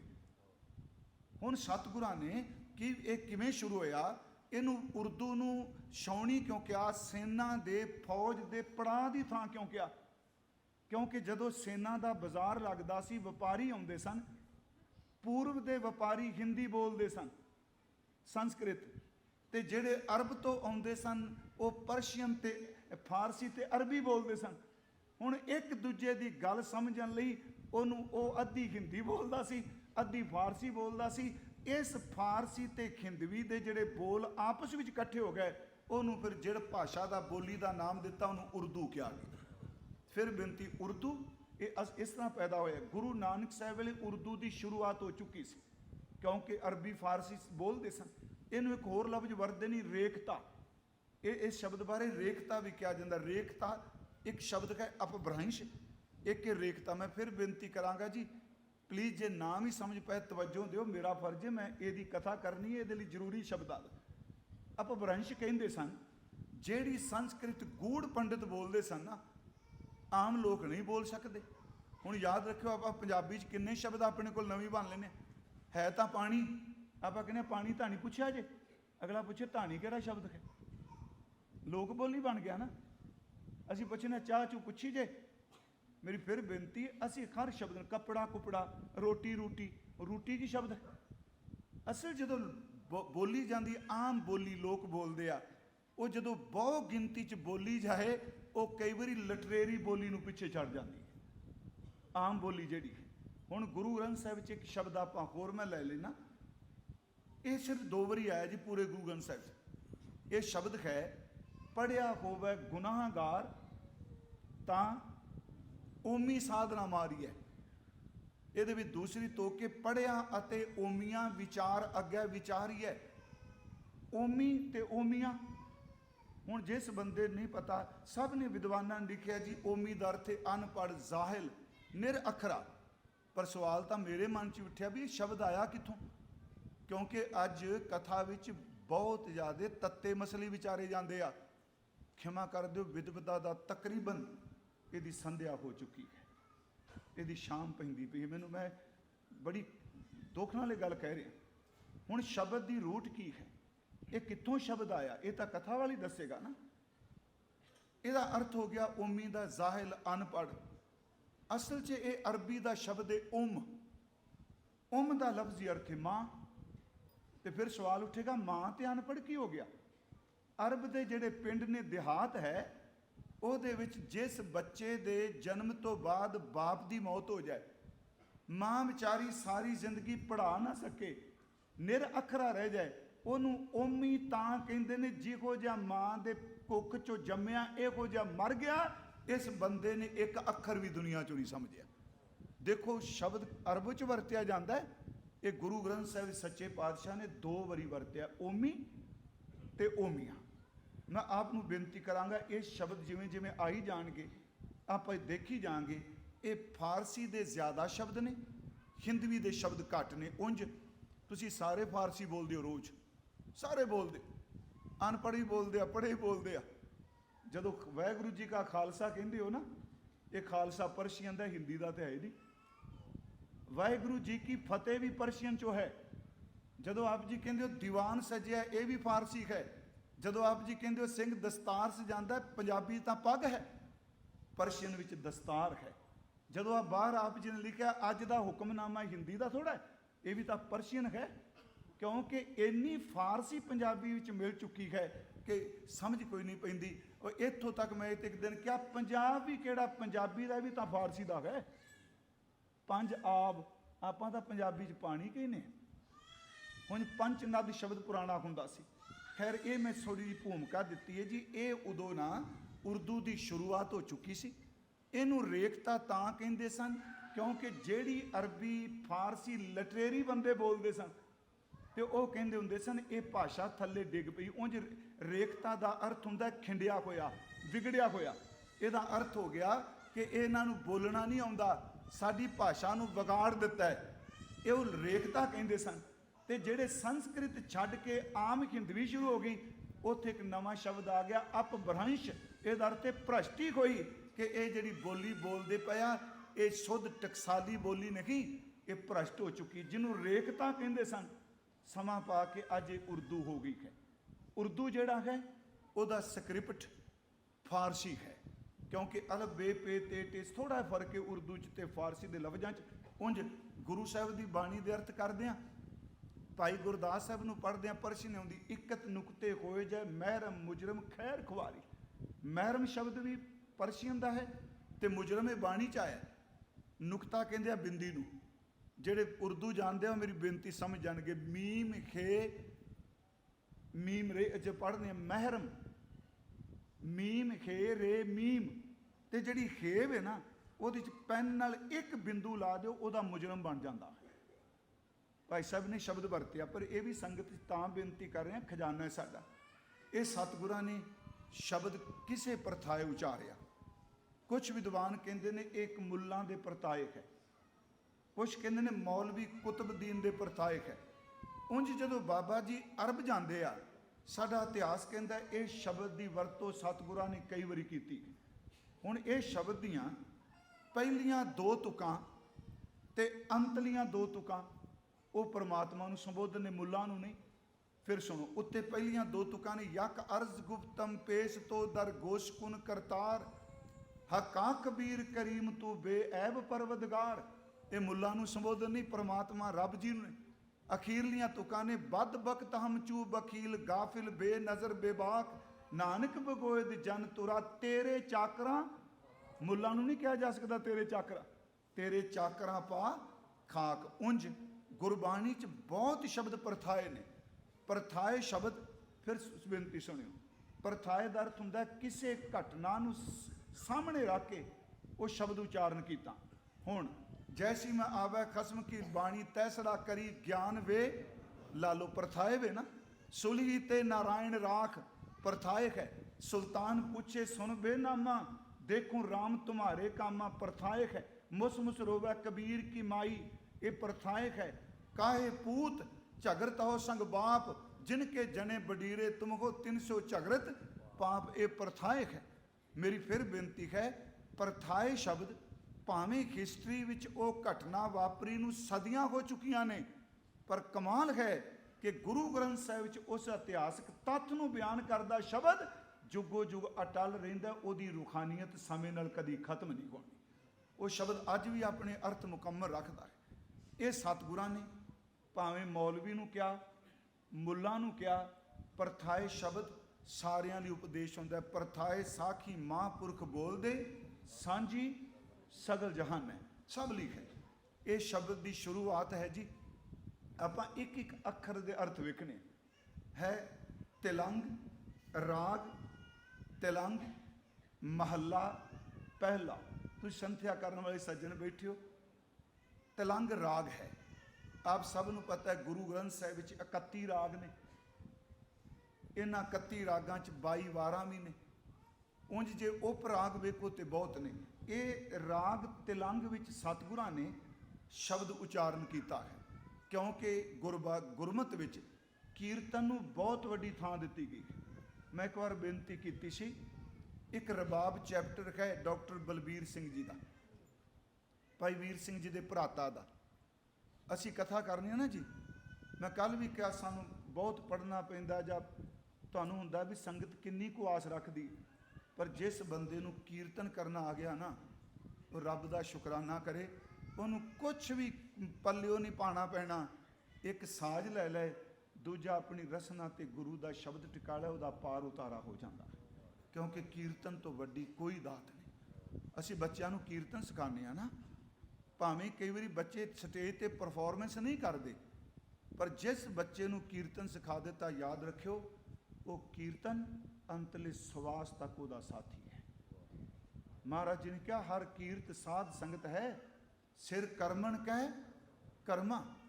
ਇਹ ਰਾਗ ਤਲੰਗ ਡਾਕਟਰ ਬਲਬੀਰ ਸਿੰਘ ਕਹਿੰਦੇ ਆ ਕਿ ਅੱਜ ਤੋਂ 1000 ਸਾਲ ਪਹਿਲਾਂ ਜਿੱਥੇ ਬਾਬਾ ਜੀ ਬਗਦਾਦ ਗਏ, ਇੱਥੇ ਇੱਕ ਬਹੁਤ ਧੁਨੰਤਰ ਵਿਦਵਾਨ ਸੀ ਜੀ, ਉਹਦਾ ਨਾਮ ਸੀ ਆਬੂ ਨਸਰ। ਉਹ ਫਰਾਬ ਪਿੰਡ ਦਾ ਰਹਿਣ ਵਾਲਾ ਸੀ। ਉਹ ਇੱਕ ਤਾਂ ਗਵਈਆ ਬਹੁਤ ਟੌਪ ਦਾ ਸੀ, ਗਾਉਂਦਾ ਬਹੁਤ ਸੋਹਣਾ ਸੀ, ਦੂਜਾ ਸਾਜ਼ ਬੜਾ ਸੋਹਣਾ ਵਜਾਉਂਦਾ ਸੀ, ਤੀਜਾ ਉਹ ਹਿਕਮਤ ਵੀ ਜਾਣਦਾ ਸੀ। ਸਭ ਕੁਝ ਜਾਣਨ ਤੋਂ ਬਾਅਦ ਉਹਦਾ ਸਭ ਤੋਂ ਵੱਡਾ ਗੁਣ ਇਹ ਸੀ, ਉਹ ਫਕੀਰੀ ਲਿਬਾਸ ਸੀ। ਜਿੰਨਾ ਵਜ਼ੀਫਾ ਮਿਲਦਾ ਸੀ ਨਾ, ਨਰਮਾ ਮਾਤਰ ਰੱਖ ਕੇ ਗਰੀਬਾਂ 'ਚ ਵੰਡ ਦਿੰਦਾ ਸੀ। ਅਮੀਰ ਬੰਦੇ ਮਿਲਣਾ ਚਾਹੁੰਦੇ ਸਨ, ਮਿਲਦਾ ਨਹੀਂ ਸੀ। ਇੱਕ ਵਾਰ ਇੱਕ ਅਮੀਰ ਆਦਮੀ, ਉਹਨੇ ਬੜਾ ਖਹਿੜਾ ਕੀਤਾ। ਉਹ ਇਲਮ ਨੂੰ ਪਿਆਰ ਕਰਦਾ ਸੀ ਅਮੀਰ। ਉਹਨੇ ਕਿਹਾ ਤੇ ਮੇਰੇ ਘਰ ਆ ਜਾਏ, ਮੈਂ ਤਾਂ ਕੁਝ ਸੁਣਾ। ਉਹ ਨਹੀਂ ਗਿਆ। ਦੇਵਨੇਤ ਕੀ ਹੋਇਆ, ਉਸ ਅਮੀਰ ਦੇ ਘਰ ਇੱਕ ਦਿਨ ਮਹਿਫਿਲ ਸਜੀ, ਮਜਲਸ ਸੀ। ਹਕੀਮ ਫਰਾਬੀ ਉੱਥੋਂ ਲੰਘਿਆ ਤੇ ਉਹ ਮਜਲਿਸ ਚਲਾ ਗਿਆ ਮਹਿਫਿਲ 'ਚ। ਉਹਦੇ ਕੱਪੜੇ ਸੰਸਾਦ ਮੁਰਾਦੇ ਜੇ। ਉਹਨੇ ਜੀ ਦੇਖ ਕੇ ਸਾਰਿਆਂ ਨੂੰ ਦੇਖਿਆ, ਲੋਕਾਂ ਦੇਖਿਆ ਬੰਦਾ ਕੱਪੜੇ 'ਚ ਕੋਈ ਲਪੇਟਿਆ, ਕੱਛ 'ਚ ਮਾਰਿਆ, ਹੱਸਣ ਲੱਗ ਪਏ, ਮਜ਼ਾਕ ਉਡਾਇਆ ਉਹਦੇ ਕੱਪੜੇ ਦੇਖ ਕੇ ਵੀ ਸਾਡੀ ਮਹਿਫਿਲ 'ਚ ਇਹਦਾ ਕੰਮ ਕੀ। ਯਾਦ ਰੱਖਿਓ ਵੀ ਬੰਦੇ ਨੂੰ ਬੜੀ ਖੌਮੇਕ ਹੈ ਕਿ ਜਿਉਂ ਪੈਸਾ ਵੱਧਦਾ ਹੈ ਨਾ, ਯਾਦ ਰੱਖਿਓ ਉਹ ਅੰਦਰ ਦੀ ਆਕੜ ਵੀ ਵਧੀ ਜਾਂਦੀ ਹੈ। ਸੱਚਾਈ ਹੈ ਨਾ। ਮਾੜੇ ਭਰਾ ਨੂੰ ਤਾਂ ਬੰਦਾ ਭਰਾ ਵੀ ਮੰਨਣ ਲਈ ਤਿਆਰ ਨਹੀਂ ਹੁੰਦਾ। ਸਟੇਟਸ ਹੁੰਦਾ ਬੰਦਿਆਂ ਦਾ। ਉਹਨਾਂ ਨੇ ਵੇਖਿਆ, ਮਜ਼ਾਕ ਉਡਾਇਆ। ਉਹਨੇ ਆਪਣੇ ਕੱਛ 'ਚੋਂ ਸਾਜ਼ ਕੱਢਿਆ ਜੀ, ਸਾਜ਼ ਵਜਾ ਕੇ ਸੁਰ ਲਾ ਕੇ ਉਹ ਗਾਉਣ ਲੱਗ ਪਿਆ। ਉਹਦੇ ਗਾਉਣ ਵਿੱਚ ਇੰਨੀ ਤਾਕਤ ਸੀ, ਸਾਰੀ ਦੀ ਸਾਰੀ ਮਹਿਫਿਲ ਉੱਚੀ ਉੱਚੀ ਹੱਸਣ ਲੱਗ ਪਈ। ਪਤਾ ਨਹੀਂ ਉਹਨੇ ਕੀ ਤਸੀਰ ਕੀਤੀ, ਸ਼ਬਦ ਕੀਲ ਦਿੰਦਾ ਜੀ, ਉੱਚੀ ਉੱਚੀ ਸਾਰੇ ਹੱਸਣ ਲੱਗ ਪਏ। ਜਦੋਂ ਹੱਸੀ ਜਾਂਦੇ ਨੇ, ਉਹਨੇ ਫਿਰ ਰਾਗ ਬਦਲ ਦਿੱਤਾ, ਪਰਦਾ ਬਦਲਿਆ, ਸੁਰਾਂ ਬਦਲੀਆਂ, ਹੱਸਦੇ ਹੋਏ ਰੋਣ ਲੱਗ ਪਏ। ਸਾਰੇ ਉੱਚੀ ਉੱਚੀ ਰੋਈ ਜਾਣ। ਉਹਨੇ ਤੀਜਾ ਪਰਦਾ ਬਦਲਿਆ, ਜਿੰਨੇ ਰੋਂਦੇ ਪਏ ਸਨ ਸਾਰੇ ਸੌਂ ਗਏ। ਜਦੋਂ ਸਾਰੇ ਸੌਂ ਗਏ, ਉਹਨੇ ਕਾਗਜ਼ ਕੱਢਿਆ, ਲਿਖਿਆ ਤੇ ਉਹਨੇ ਫਾਰਸੀ ਸੀ, ਪਰ ਉਹਦੇ ਉਰਦੂ 'ਚ ਲਿਖਿਆ, ਇਹਦਾ ਤਰਜਮਾ ਹੈ ਸਾਰੇ ਸੌਂ ਗਏ, ਸਾਰੀ ਮਹਿਫਲ। ਯਾਦ ਰੱਖਿਓ ਗਾਉਣ ਵਾਲਾ ਕੋਈ ਕਮਾਈ ਵਾਲਾ ਸੀ। ਉਹਨੇ ਜਾਂਦਿਆਂ ਲਿਖ ਦਿੱਤਾ, आपने हकीम फराबी से मिलना था, वो आया, तुमने मजाक उड़ाया, हकीम तुमको हंसा के रुला के और सुला के जा रहा है। भी तुम मैनू मिलना सी ना, हकीम तुमको हंसा के रुला के सुला के जा रहा है। याद रखियो उसे शहर विच गुरु नानक साहब की रबाब बची। डॉक्टर बलबीर सिंह कहते आ, हकीम फराबी कोल गुण सी, वो किते भी गा के हसा सकता है, रवा सकता है ते सुवा सकता है। गुरु नानक साहब दे रबाब विच उन्हां दे विच एक वखरा परदा है। वो सच एवे फराबी सिर्फ समा सकता है। गुरु नानक साहब गाउंदे ने ते करोड़ां जन्मां दे सुत्तियां नूं जगा सकदे। उन्हां दी रबाब जगांदी है। गुरुदेव ने राग दी वरतों की। इत्थे सतगुरां ने क्या राग तिलंग, गुरु अर्जुन साहब, फिर गुरु गोबिंद सिंह लिखते पे तरतीब देंदे आ। राग तिलंग महला पहला, हालांकि लिखिया एक है, आप महला एक नहीं कहना, ते अगे एक ओंकार शुरू होना, लिखिया वो भी एक अंक का, पर वो पहला नहीं कहना। फिर सुनियो, राग श्री राग तिलंग महला पहला। वैसे कई सज्जन महला पाठ करते हैं, हाँ जी, कई महला करते हैं जी अद्धक ला के, कई हुण एक होर नवा उच्चारण शुरू है, वो ना अद्धक लाते हैं ना सिहारी लाते हैं। पर उंज मैं फिर बेनती करांगा, उच्चारण च गुरु की गत गुरु ही जाने। दावा नहीं कोई कर सकता। इन्हूं हुंदा मैं भजना चाहना गुरु जी ने किस तरह उच्चारण किया होगा, पर जो प्रचलित है ज़्यादातर इहदा अर्थ है खलूल हो जाना, शरीर भी करने।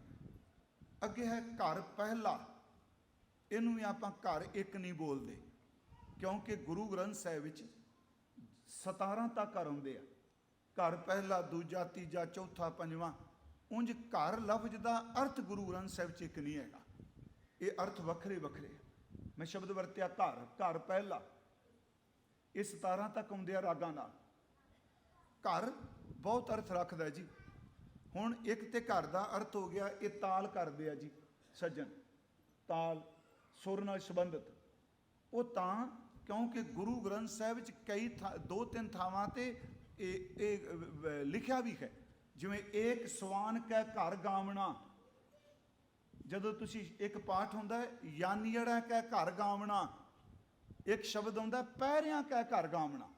ਇਹਦਾ ਮਤਲਬ ਕਿ ਇਸ ਦਾ ਸੰਬੰਧ ਗਾਉਣ ਦੇ ਨਾਲ ਹੈ, ਘਰ ਸੰਗੀਤ ਨਾਲ ਸੰਬੰਧਿਤ ਹੈ।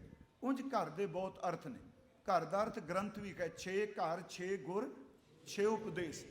ਘਰ ਦਾ ਅਰਥ ਔਰਤ ਵੀ ਹੈ, ਘਰ ਕਾ ਮਾਸ ਚੰਗੇਰਾ, ਘਰ ਵਾਲੀ। ਘਰ ਦਾ ਅਰਥ ਹਿਰਦਾ ਵੀ ਹੈ, ਨਿਜ ਕਰ ਮਹਿਲ ਪਾਓ ਸੁਖ ਸਹਿਜੇ, ਪ੍ਰਮਾਤਮਾ ਦਾ ਘਰ ਥਿਰ ਕਰ ਬੈਸੋ। ਬਹੁਤ ਅਰਥ ਨੇ ਜੀ।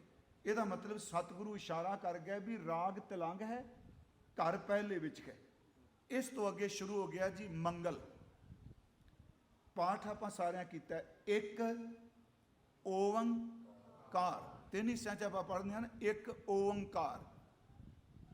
ਹੁਣ ਆਮ ਤੌਰ ਤੇ ਜਿਹੜੇ ਅੱਜ ਛਾਪਣ ਲੱਗ ਪਏ ਆ, ਓੰਕਾਰ ਤੇ ਇੱਕ ਨੂੰ ਜੋੜਦੇ ਪਏ ਆ ਜਿਹੜੇ ਅੱਗੇ ਰੱਖਣ ਵਾਸਤੇ ਮੈਟਲ ਦੇ ਹੀ ਬਣਾਉਂਦੇ ਆ ਨਾ ਜੀ, ਉਹ ਓੰਕਾਰ ਤੇ ਇੱਕ ਨੂੰ ਇਕੱਠਿਆਂ ਕਰ ਦਿੱਤਾ। ਆਪ ਜੀ ਉੱਤੇ ਦਰਸ਼ਨ ਕਰ ਰਹੇ ਹੋ, ਇੱਕ ਵੱਖਰਾ ਹੈ ਤੇ ਓੰਕਾਰ ਵੱਖਰਾ ਹੈ, ਦੋਨੋਂ ਵੱਖਰੇ ਨੇ, ਇਹ ਨਾਲ ਜੋੜਿਆ ਨਹੀਂ ਹੋਇਆ। ਇੱਕ ਓੰਕਾਰ, ਇਹਨੂੰ ਸਾਡੇ ਵਿਦਵਾਨ ਕਹਿੰਦੇ ਮੰਗਲਾਚਰਨ, ਮੰਗਲ ਵੀ ਕਹਿੰਦੇ ਆ। ਮੰਗਲਾਚਰਨ ਵੈਸੇ ਮੰਗਲ ਦਾ ਅਰਥ ਹੁੰਦਾ ਹੈ ਉਤਸਵ ਦਾ ਕਾਰਜ। ਵਿਦਵਾਨ ਕਹਿੰਦੇ ਨੇ 3 ਤਰ੍ਹਾਂ ਦਾ ਮੰਗਲ ਕੀਤਾ ਜਾਂਦਾ ਹੈ। ਇੱਕ ਵਰਤ ਮੰਗਲ ਹੁੰਦਾ, ਥੋੜਾ ਧਿਆਨ ਆਪ ਜੀ ਦਿਓ ਜੇ, ਮੈਂ ਸਿਰਫ ਆਪ ਜੀ ਦੀ ਸੇਵਾ ਵਾਸਤੇ ਅਰਜ਼ ਕਰਨੀ ਹੈ। ਮੰਗਲਾਚਰਨ ਗੁਰੂ ਗ੍ਰੰਥ ਸਾਹਿਬ ਜਿਹੜਾ ਹੁਣ ਆਪਾਂ ਪੜ੍ਹਿਆ, ਇੱਕ ਓੰਕਾਰ ਤੋਂ ਲੈ ਕੇ ਗੁਰਪ੍ਰਸਾਦ ਤੱਕ ਇਹ ਮੁਕੰਮਲ, ਇਹ 33 ਵਾਰੀ ਆਇਆ ਹੈ। ਇੱਕ ਓੰਕਾਰ ਸਤਿਗੁਰ ਪ੍ਰਸਾਦ 523 ਵਾਰ ਕਿਹਾ ਜਾਂਦਾ ਹੈ ਜੀ। ਕਈ ਸਜੇ ਇੱਕ ਇਹ ਸਰੂਪ ਇਹ ਹੁੰਦਾ, ਇੱਕ ਓੰਕਾਰ ਸਤਿਗੁਰ ਪ੍ਰਸਾਦ। ਇੱਕ ਸਰੂਪ ਹੁੰਦਾ ਇੱਕ ਓੰਕਾਰ ਸਤਨਾਮ ਕਰਤਾਪੁਰ ਗੁਰਪ੍ਰਸਾਦ। ਇੱਕ ਸਰੂਪ ਆਉਂਦਾ ਇੱਕ ਓੰਕਾਰ ਸਤਨਾਮ ਗੁਰਪ੍ਰਸਾਦ। ਇੱਕ ਸਰੂਪ ਮੰਗਲ ਦਾ ਆਉਂਦਾ ਹੈ ਇੱਕ ਓੰਕਾਰ। ਇਹ ਮੰਗਲ ਸਤਿਗੁਰੂ ਨੇ। ਹੁਣ ਇਸ ਮੰਗਲ ਦੀ ਜਦੋਂ ਕੋਈ ਵਿਆਖਿਆ ਕਰੇਗਾ, ਇਸ ਮੰਗਲ ਨੂੰ ਵਿਦਵਾਨਾਂ ਦੇ ਨਜ਼ਰ ਵਿੱਚ ਕਿਹਾ ਜਾਂਦਾ ਹੈ ਵਸਤੂ ਨਿਰਦੇਸ਼ ਮੰਗਲ। ਫਿਰ ਇਹ ਸੁਣਿਓ, 3 ਤਰ੍ਹਾਂ ਦਾ ਮੰਗਲ ਹੁੰਦਾ ਹੈ, ਕਥਾ ਵਾਲਿਆਂ ਨੂੰ ਪਤਾ ਹੈ। ਦੂਜਾ ਹੁੰਦਾ ਹੈ ਆਸ਼ੀਰਵਾਦ ਆਤਮਕ ਮੰਗਲ। ਤੀਜਾ ਹੁੰਦਾ ਨਮਸਕਾਰ ਆਤਮਕ ਮੰਗਲ। ਇਹ ਵਸਤੂ ਨਿਰਦੇਸ਼ ਕਿਉਂ ਕਿਹਾ? ਇਹਦਾ ਮਤਲਬ ਇਹ ਵੀ ਪਾਠ ਕਰਨ ਵਾਲਿਓ, ਵਸਤੂ ਨਿਰਦੇਸ਼ ਦਾ ਅਰਥ ਹੈ ਜਿਸ ਦੀ ਗੱਲ ਕੀਤੀ ਜਾਣੀ ਹੈ ਨਾ, ਇਹ ਪਹਿਲਾਂ ਉਹਦਾ ਜ਼ਿਕਰ ਹੈ। ਇਹ ਵਸਤੂ ਨਿਰਦੇਸ਼ ਕਿਹਾ ਹੈ। ਗੁਰੂ ਗ੍ਰੰਥ ਸਾਹਿਬ ਵਿੱਚ ਨਮਸਕਾਰ ਮੰਗਲ ਵੀ ਹੈ, ਫਿਰ ਬੇਨਤੀ ਆਸ਼ੀਰਵਾਦ ਮੰਗਲ ਵੀ ਆਉਂਦਾ। ਦੇਖੋ, ਜਿਹਦੀ ਗੱਲ ਕੀਤੀ ਜਾਣੀ, ਕਿਹਦੀ ਗੱਲ ਕੀਤੀ ਜਾਣੀ ਹੈ। ਜਦੋਂ ਵੀ ਕਵੀ ਲਿਖੇਗਾ ਉਹ ਪਹਿਲਾਂ ਮੰਗਲ ਲਿਖੇਗਾ। ਉਹਦਾ ਮਤਲਬ ਇਹ ਪੜ੍ਹਨ ਵਾਲਿਓ ਚੇਤੇ ਰੱਖਿਓ, ਮੇਰੇ ਗ੍ਰੰਥ ਵਿੱਚ ਇਹਦੀ ਗੱਲ ਹੋਣ ਲੱਗੀ ਹੈ ਜਿਹਦੇ ਬਾਰੇ ਮੈਂ ਪਹਿਲਾਂ ਦੱਸ ਦਿੱਤਾ ਹੈ। ਇਹਦਾ ਵਸਤੂ ਨਿਰਦੇਸ਼ ਦਾ ਮਤਲਬ ਇੱਕ ਓੰਕਾਰ ਦੀ ਗੱਲ ਹੋਣ ਲੱਗੀ ਹੈ, ਇਹ ਤੋਂ ਪਹਿਲਾਂ ਮਹਾਰਾਜ ਕਹਿੰਦੇ ਪੜ੍ਹ ਲਓ। ਦੂਜਾ ਹੈ ਨਮਸਕਾਰ ਮੰਗਲ। ਸੁਖਮਨੀ ਸਾਹਿਬ 'ਚ ਆਰੰਭ ਜੇ ਆਦ ਗੁਰੇ ਨਮਹਿ, ਜੁਗਾਦ ਗੁਰੇ ਨਮਹਿ, ਸਤ ਗੁਰੇ ਨਮਹਿ, ਸ੍ਰੀ ਗੁਰਦੇਵ ਨਮਹਿ। ਇਹ ਕੀ ਹੈ ਜੀ? ਨਮਸਕਾਰ ਮੰਗਲ। ਭਾਈ ਗੁਰਦਾਸ ਸਾਹਿਬ ਨੇ ਪਹਿਲੀ ਤੋਕੇ ਲਿਖੀ, ਨਮਸਕਾਰ ਗੁਰਦੇਵ ਕੋ ਸਤਨਾਮ ਜਿਸ ਮੰਤਰ ਸੁਣਾਇਆ। ਨਮਸਕਾਰ ਆਸ਼ੀਰਵਾਦਕ ਮੰਗਲ ਵੀ ਹੈ ਜੀ। ਇੱਕ ਓੰਕਾਰ ਵਾਹਿਗੁਰੂ ਜੀ ਕੀ ਫਤਿਹ, ਤਉ ਪ੍ਰਸਾਦ ਸਵਈਏ, ਆਸ਼ੀਰਵਾਦ ਤੇਰੀ ਕਿਰਪਾ। ਮੈਂ ਬੇਨਤੀ ਕਰਾਂਗਾ, ਇਹ ਜਿਹੜਾ ਮੰਗਲ ਹੈ ਇਹ ਵਸਤੂ ਨਿਰਦੇਸ਼ ਮੰਗਲ ਹੈ। ਇਹਦਾ ਅਰਥ ਹੈ ਬਾਣੀ ਪੜ੍ਹਨ ਵਾਲਿਓ ਇਹਨੂੰ ਇਗਨੋਰ ਨਾ ਕਰਿਓ।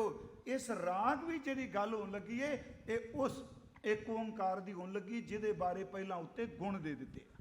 ਮੇਰੀ ਤਾਂ ਬੇਨਤੀ ਹੈ ਜੀ, ਇੱਕ ਓੰਕਾਰ ਸਤਿਗੁਰ ਪ੍ਰਸਾਦ ਮੈਂ ਇੱਕ ਵਾਰ ਕਿਹਾ, ਇਹ ਭਗਤਾਂ ਦੀ ਬਾਣੀ ਤੇ ਵੀ ਆਇਆ ਹੈ। ਹਾਲਾਂਕਿ ਬਾਬਾ ਫਰੀਦ ਸਾਹਿਬ ਤੇ ਓੰਕਾਰ ਲਫ਼ਜ਼ ਵਰਤੀ ਹੀ ਨਹੀਂ, ਪਰ ਗੁਰਦੇਵ ਨੇ ਉਹਦੇ ਤੇ ਵੀ ਲਿਖ ਦਿੱਤਾ ਇੱਕ ਓੰਕਾਰ ਸਤਿਗੁਰ ਪ੍ਰਸਾਦ। ਇਹਦਾ ਮਤਲਬ ਇਹ ਸੀ ਪਾਠ ਕਰਨ ਵਾਲਿਓ ਬੜੀ ਬਰੀਕੀ ਪਾ ਦਿੱਤੀ। ਆਪਾਂ ਕਹਾਂਗੇ ਜੀ 526 ਵਾਰੀ ਇੱਕ ਓੰਕਾਰ ਸਤਿਗੁਰ ਪ੍ਰਸਾਦ, ਕਿਉਂਕਿ ਬਾਬਾ ਫਰੀਦ ਸਾਹਿਬ ਨੇ ਬੋਲਣਾ ਰੱਬ ਖੁਦਾ, ਕਬੀਰ ਸਾਹਿਬ ਨੇ ਬੋਲਣਾ ਸਾਵਲ ਸੁੰਦਰ ਰਾਮਈਆ, ਨਾਮਦੇਵ ਜੀ ਨੇ ਬੋਲਣਾ ਦਸ਼ਰਥ ਰਾਏ ਨੰਦ ਰਾਧਾ ਮੇਰਾ ਰਾਮਚੰਦ। ਉਹਨਾਂ ਬੋਲਣਾ ਧੰਨ ਧੰਨ ਉਹ ਰਾਮ ਬੇਨ ਬਾਜੈ। ਕਿਉਂ ਇੱਕ ਓੰਕਾਰ ਸਤਿਗੁਰੂ ਪ੍ਰਸਾਦ ਰੱਖਿਆ? ਕਿ ਪਾਠ ਕਰਨ ਵਾਲਿਓ ਕਿਤੇ ਅਵਤਾਰਾਂ ਦੇ ਨਾਮ 'ਚ ਭੁੱਲ ਨਾ ਜਾਇਓ। ਸਾਵਲ ਦਾ ਤੇ ਅਰਥ ਕਾਲਾ ਹੁੰਦਾ ਜੀ, ਤੇ ਕ੍ਰਿਸ਼ਨ ਦਾ ਵੀ ਲਫ਼ਜ਼ੀ ਅਰਥ ਕਾਲਾ ਹੈ। ਕਾਜੀ ਕ੍ਰਿਸ਼ਨਾ ਹੁਆ। ਦਮੋਦਰ ਦਾ ਅਰਥ ਹੈ ਜਿਹਦੇ ਲੱਕ ਦੇ ਦੁਆਲੇ ਕਾਲੇ ਧਾਗੇ ਦੀ ਤੜਾਗੀ ਬੰਨੀ ਹੈ। ਦਮੋਦਰ ਕ੍ਰਿਸ਼ਨ ਜੀ ਲਈ। ਫਿਰ ਬੇਨਤੀ ਹੈ, ਗੁਰੂ ਸਾਹਿਬ ਨੇ ਇੰਨੀ ਕਿਰਪਾ ਕੀਤੀ ਕਿਤੇ ਭੁੱਲ ਨਾ ਜਾਈ। ਤੈਨੂੰ ਵਾਰ-ਵਾਰ ਸੈਂਕੜੇ ਵਾਰੀ ਚੇਤੇ ਕਰਾਨਾ ਪਿਆ, ਜੇ ਦਮੋਦਰ ਹੈ, ਕ੍ਰਿਸ਼ਨ ਹੈ, ਰਮਈਆ ਹੈ, ਰੱਬ ਹੈ, ਖੁਦਾ ਹੈ, ਇਹ ਸਾਰੇ ਨਾਮ ਜਿਹੜੇ ਨੇ ਮੈਂ ਇੱਕ ਓੰਕਾਰ ਲਈ ਲੈਣਾ ਪਿਆ। ਇਸ ਕਰਕੇ ਇੱਕ ਓੰਕਾਰ ਸਤਿਗੁਰ ਪ੍ਰਸਾਦ। ਫਿਰ ਅਰਜ ਹੈ ਇਹਦੀ ਸ਼ੁਰੂਆਤ ਕਰੀਏ ਜੀ ਆਪਾਂ। ਇੱਕ ਓੰਕਾਰ। ਸਾਡੇ ਇੱਕ ਵਿਦਵਾਨ ਕਹਿੰਦੇ ਸਨ, ਬਸ ਗਿਆਨੀ ਹਰਬੰਸ ਸਿੰਘ ਹੁਣੀ ਮੈਂ ਨਾਂ ਲੈ ਦੇਣਾ, ਉਹ ਕਹਿੰਦੇ ਸਨ ਏਕ ਓੰਕਾਰ ਪੜੋ, ਕਿਉਂਕਿ ਬਾਣੀ ਜ਼ਿਆਦਾ ਏਕ ਓੰਕਾਰ ਆਇਆ ਹੈ। ਜਲ ਥਲ ਮਈਅਰ ਪੂਰਿਆ ਸੁਆਮੀ ਸਿਰਜਣਹਾਰ, ਅਨਕ ਭਾਂਤ ਕੋਈ ਪਸਰਿਆ ਨਾਨਕ ਏਕ ਓੰਕਾਰ ਹੈ। ਖੈਰ, ਇਹ ਜੋ ਸਾਡਾ ਸੀਨਾ ਬਸੀਨਾ ਚੱਲਿਆ ਆ ਰਿਹਾ, ਇੱਕ ਅੰਕ ਪਹਿਲਾਂ ਕਿਉਂ ਲਿਖ ਦਿੱਤਾ? ਯਾਦ ਰੱਖਿਓ, ਗੁਰੂ ਗ੍ਰੰਥ ਸਾਹਿਬ ਕੱਲੇ ਨੇ ਜਿਹੜੇ ਸੱਚੇ ਪਾਤਸ਼ਾਹ ਅੰਕ ਤੋਂ ਸ਼ੁਰੂ ਹੁੰਦੇ ਨੇ, ਅੱਖਰ ਤੋਂ ਨਹੀਂ ਸ਼ੁਰੂ ਹੋ ਰਿਹਾ। ਇੱਕ ਅੰਕ ਹੈ ਨਾ, ਤੇ ਗੁਰਬਾਣੀ ਵਿੱਚ ਤਾਂ ਇੱਕ ਅੱਖਰਾਂ ਵਿੱਚ ਵੀ ਆਇਆ, ਈੜੀ ਸਿਹਾਰੀ ਕੱਕਾ। ਇੱਕ ਈੜੀ ਸਿਹਾਰੀ ਕੱਕੇ ਔਂਕੜ, ਇੱਕ ਈਰੀ ਸਿਹਾਰੀ ਕੱਕੇ ਸਿਹਾਰੀ, ਇਹ ਪਹਿਲੇ ਹੀ ਆ ਜਾਂਦਾ। ਇੱਕ ਨਾ ਹੁਕਮੀ ਬਖਸ਼ੀਸ, ਇੱਕ ਹੁਕਮੀ। ਹਾਂ, ਕਦੀ ਦੇਖਿਆ ਵੀ ਸਿਹਾਰੀ ਕਿਉਂ ਲਾਤੀ ਮਹਾਰਾਜ ਨੇ ਇੱਥੇ? ਹੁਣ ਤਿੰਨ ਸਰੂਪਾਂ 'ਚ ਹੈ, ਮੈਨੂੰ ਇਹ ਪਤਾ ਹੈ। ਓੰਕਾਰ ਵੀ ਜਿਹੜਾ ਉਹ ਅੱਖਰਾਂ 'ਚ ਮੁਕੰਮਲ ਆਇਆ। ਓੰਕਾਰ ਬ੍ਰਹਮਾ ਉਤਪਤ, ਓੰਕਾਰ ਕੀਏ ਜਿਨ ਚਿਤ, ਓੰਕਾਰ ਸੈਲ ਜੁਗ ਭੈ, ਓੰਕਾਰ ਵੇਦ ਨਿਰਮੈ। ਪਰ ਇੱਥੇ ਗੁਰਮੁਖੋ ਇੱਕ ਅੰਕ ਵਾਲਾ ਲਾ ਦਿੱਤਾ। ਇਹਦੀ ਇੱਕ ਬੇਨਤੀ ਥੋੜੀ ਜਿੰਨੀ ਕੁ ਸਮਝੇ, ਪਰ ਮੈਂ ਇੱਕ ਤੁਹਾਨੂੰ ਕਹਾਂਗਾ, ਇਸ ਕਥਾ ਨੂੰ ਆਖਰੀ ਸੱਚ ਮਤ ਮੰਨਿਓ। ਹਾਂ, ਗੁਰਬਾਣੀ ਨੂੰ ਆਖਰੀ ਸੱਚ ਮੰਨਿਓ, ਕਿਉਂਕਿ ਕਥਾ ਕਰਨ ਵਾਲਾ ਮੁਕੰਮਲ ਨਹੀਂ ਹੁੰਦਾ। ਮੈਂ ਇਹ ਵਿਖਾਵੇ ਦੀ ਨਿਮਰਤਾ ਨਹੀਂ ਕਹਿ ਰਿਹਾ। ਪਤਾ ਨਹੀਂ ਕਿੰਨੀਆਂ ਰੂਹਾਂ, ਮੈਂ ਕੱਲ ਵੀ ਕਿਹਾ ਕਿ ਜਿਹੜੇ ਨਾਮ ਹੀ ਬੋਲਦੇ ਹੁਣ ਇੱਕ ਓੰਕਾਰ ਦੀ ਨਾਦ ਨੂੰ ਸੁਣਦੇ ਹੋਣ। ਪਰ ਮੇਰੀ ਫਿਰ ਵੀ ਬੇਨਤੀ, ਜਿੰਨੀ ਕੁ ਸਮਝ ਪਈ, ਜਿਹੜਾ ਓਮ ਹੈ, ਹੁਣ ਇੱਥੇ ਸਤਿਗੁਰਾਂ ਨੇ ਇਹ ਨਾਸਕੀ ਵਰਤੋਂ ਨਹੀਂ ਕੀਤੀ, ਬਿੰਦੀ ਨਹੀਂ ਲਾਇਆ। ਹਾਂ, ਹਾਲਾਂਕਿ ਇੱਕ ਥਾਂ ਹੁੰਦਾ ਹੈ ਓਮ ਨਮੋ ਭਗਵੰਤ ਗੁਸਾਈ, ਉਹ ਸ਼ਬਦ ਵੀ ਹੈ, ਉਹਨੇ ਪੜ੍ਹਿਆ। ਧੰਨ ਧੰਨ ਸ਼ਬਦ ਵਰਤਿਆ ਹੈ, ਧੰਨ ਧੰਨ ਉਹ ਰਾਮ ਬੇਨ ਬਾਜਿਆ, ਉੱਥੇ ਉਹ ਦਾ ਅਰਥ ਖੁੱਲਾ ਉੜਾ ਉਹ। ਹੁਣ ਇੱਥੇ ਸਤਿਗੁਰਾਂ ਨੇ ਇੱਕ, ਅਸੀਂ ਸ਼ਬਦ ਪੜ੍ਹਦੇ ਹਾਂ ਓੰਕਾਰ, ਕਾਰ ਉੱਪਰ ਵਾਲੀ ਜਿਹੜੀ ਲਕੀਰ ਹੈ। ਫਿਰ ਅਰਜ ਹੈ ਤਿੰਨ ਹਿੱਸਿਆਂ 'ਚ ਇੱਕ ਓੰਕਾਰ। ਜਿਹੜਾ ਓਮ ਹੈ, ਇਹ ਅਸਲ 'ਚ ਵੇਦ ਤੋਂ ਸ਼ੁਰੂ ਹੁੰਦਾ ਹੈ। ਓਮ ਸ਼ਬਦ, ਇਹ ਜਿਹੜੀ ਧੁਨੀ ਹੈ, ਇਹ ਉਪਨਿਸ਼ਦ ਵਿੱਚ ਵੀ ਆਉਂਦੀ ਹੈ। ਇਹਦਾ ਜ਼ਿਕਰ ਭਾਰਤੀ ਦਰਸ਼ਨ ਬਹੁਤ ਕਰਦਾ ਹੈ। ਪਰ ਮੈਂ ਆਪ ਨੂੰ ਬੇਨਤੀ ਕਰਾਂ, ਮੈਂ ਸਿਰਫ ਓੰਕਾਰ ਦੇ, ਓਮ ਦੇ ਸੈਂਕੜੇ ਅਰਥ ਦੇਖੇ ਆ। ਆਪਾਂ ਕੋਈ ਇਹ ਨਹੀਂ ਵਿਖਾਵੇ ਲਈ। ਉਹ ਕਹਿੰਦੇ ਆ ਜਦੋਂ ਤੁਸੀਂ ਓੰਕਾਰ ਓਮ ਬੋਲਨੇ ਆ, ਇਹਨਾਂ ਕੀ ਕੀਤਾ ਜੀ, ਇਹਦੀ ਜਦੋਂ ਵਿਆਖਿਆ ਕਰਨ ਲੱਗੇ, ਇਹ ਹੈ ਤਾਂ ਬ੍ਰਹਮ ਦਾ ਵਾਚਕ, ਇਹ ਨਾਦ ਹੈ, ਉਹ ਧੁਨੀ ਹੈ। ਮੈਂ ਪਿਛਲੇ ਦਿਨ ਵੀ ਕਿਹਾ, ਗੁਰਮੁਖੋ ਆਪ ਜੀ ਤਿੰਨ ਸ਼ਬਦ ਪੜ੍ਹਦੇ ਹੋ ਜਪਜੀ ਸਾਹਿਬ 'ਚ, ਗੁਰਮੁਖ ਨਾਦੰਗ। ਹਾਂ ਦੇਖੋ, ਗੁਰਮੁਖ ਨਾਦੰਗ, ਮੰਮੇ ਥੱਲੇ ਔਂਕੜ ਹੈ ਗੁਰਮੁਖ, ਗੁਰਮੁਖ ਨਾਦੰਗ, ਗੁਰਮੁਖ ਵੇਦਨ, ਗੁਰਮੁਖ ਰਹਾ ਸਮਾਈ। ਠੀਕ ਹੈ, ਟੀਕਾਕਾਰ ਗੁਰਮੁਖ ਅਰਥ ਕਰਦੇ ਆ। ਮੇਰੇ ਵਾਸਤੇ ਗੁਰੂ ਨਾਦ, ਮੇਰੇ ਵਾਸਤੇ ਗੁਰੂ ਵੇਦ, ਮੇਰੇ ਵਾਸਤੇ ਗੁਰੂ ਸਾਰੀਆਂ ਥਾਵਾਂ ਤੇ ਸਮਾਇਆ। ਪਰ ਨਹੀਂ ਪਿਆਰਿਓ, ਨਹੀਂ ਦਾ ਅਰਥ ਮੈਂ ਗਲਤ ਨਹੀਂ ਕਰ ਰਿਹਾ। ਉਹਨਾਂ ਦੇ ਸ਼ਬਦ ਤਿੰਨ ਸਰੂਪਾਂ ਦੇ ਵਿੱਚ ਚੱਲਦਾ ਪਿਆ ਹੈ। ਗੁਰਮੁਖ ਨਾਦਨ, ਗੁਰੂ ਗ੍ਰੰਥ ਸਾਹਿਬ ਵਿੱਚ ਗੁਰਮੁਖ ਦਾ ਲਫ਼ਜ਼ੀ ਅਰਥ ਪ੍ਰਮਾਤਮਾ ਵੀ ਆਇਆ ਹੈ। ਗੁਰਮੁਖ ਦਾ ਅਰਥ ਦੇਵਤਿਆਂ ਲਈ ਵੀ ਆਇਆ ਹੈ। ਗੁਰਮੁਖ ਸ਼ਬਦ ਤਾਂ ਭਾਈ ਗੁਰਦਾਸ ਸਾਹਿਬ ਨੇ ਗੁਰੂ ਨਾਨਕ ਸਾਹਿਬ ਜੀ ਲਈ ਵਰਤਿਆ, ਗੁਰਮੁਖ ਕਾਲ ਵਿੱਚ ਪ੍ਰਗਟ ਹੋਗਾ। ਥੋੜੀ ਜਿਹੀ ਬੇਨਤੀ ਸੁਣਿਓ, ਔਖਾ ਲੱਗੇਗਾ, ਧਿਆਨ ਦਿਓਗੇ। ਕੁਝ ਦਿਨ ਜੇ ਇਸ ਤਰ੍ਹਾਂ ਕਥਾ ਆਪ ਰੋਜ਼ ਸੁਣੋ ਨਾ, ਤੇ ਤੁਹਾਨੂੰ ਖੁਦ ਹੀ ਰਸ ਲੱਗਣ ਲੱਗ ਪੈਣਾ, ਬਾਣੀ ਦੇ ਅਰਥ ਕਿੱਡੇ ਕਮਾਲ ਦੇ। ਹੁਣ ਜਿਹੜਾ ਨਾਦ ਹੈ, ਇਹਨੂੰ ਜੋਗੀ ਨਾਲ ਨਾ ਜੋੜੀਏ। ਗੁਰੂ ਗ੍ਰੰਥ ਸਾਹਿਬ ਕਹਿੰਦੇ ਨੇ ਕੋਈ ਥਾਂ ਐਸੀ ਨਹੀਂ ਜਿੱਥੇ ਬ੍ਰਹਮ ਦੀ ਧੁਨੀ ਨਹੀਂ ਗੂੰਜਦੀ ਪਈ। ਆਪ ਮਹਾਰਾਜ ਕਹਿੰਦੇ ਭੁਗਤ ਗਿਆਨ ਦਇਆ ਭੰਡਾਰਨ, ਘੱਟ ਘੱਟ ਵਾਜੈ। ਕਹਿੰਦੇ ਨੇ ਦੱਸੋ ਕਿਹੜਾ ਹਿਰਦਾ ਜਿਹ 'ਚ ਨਾਦ ਨਹੀਂ ਵੱਜ ਰਿਹਾ? ਮੇਰੇ ਤੁਹਾਡੇ 'ਚ ਨਹੀਂ ਵੱਜ ਰਿਹਾ। ਸਵਾਲ ਉੱਠਦਾ ਸੁਣਦਾ ਕਿਉਂ ਨਹੀਂ?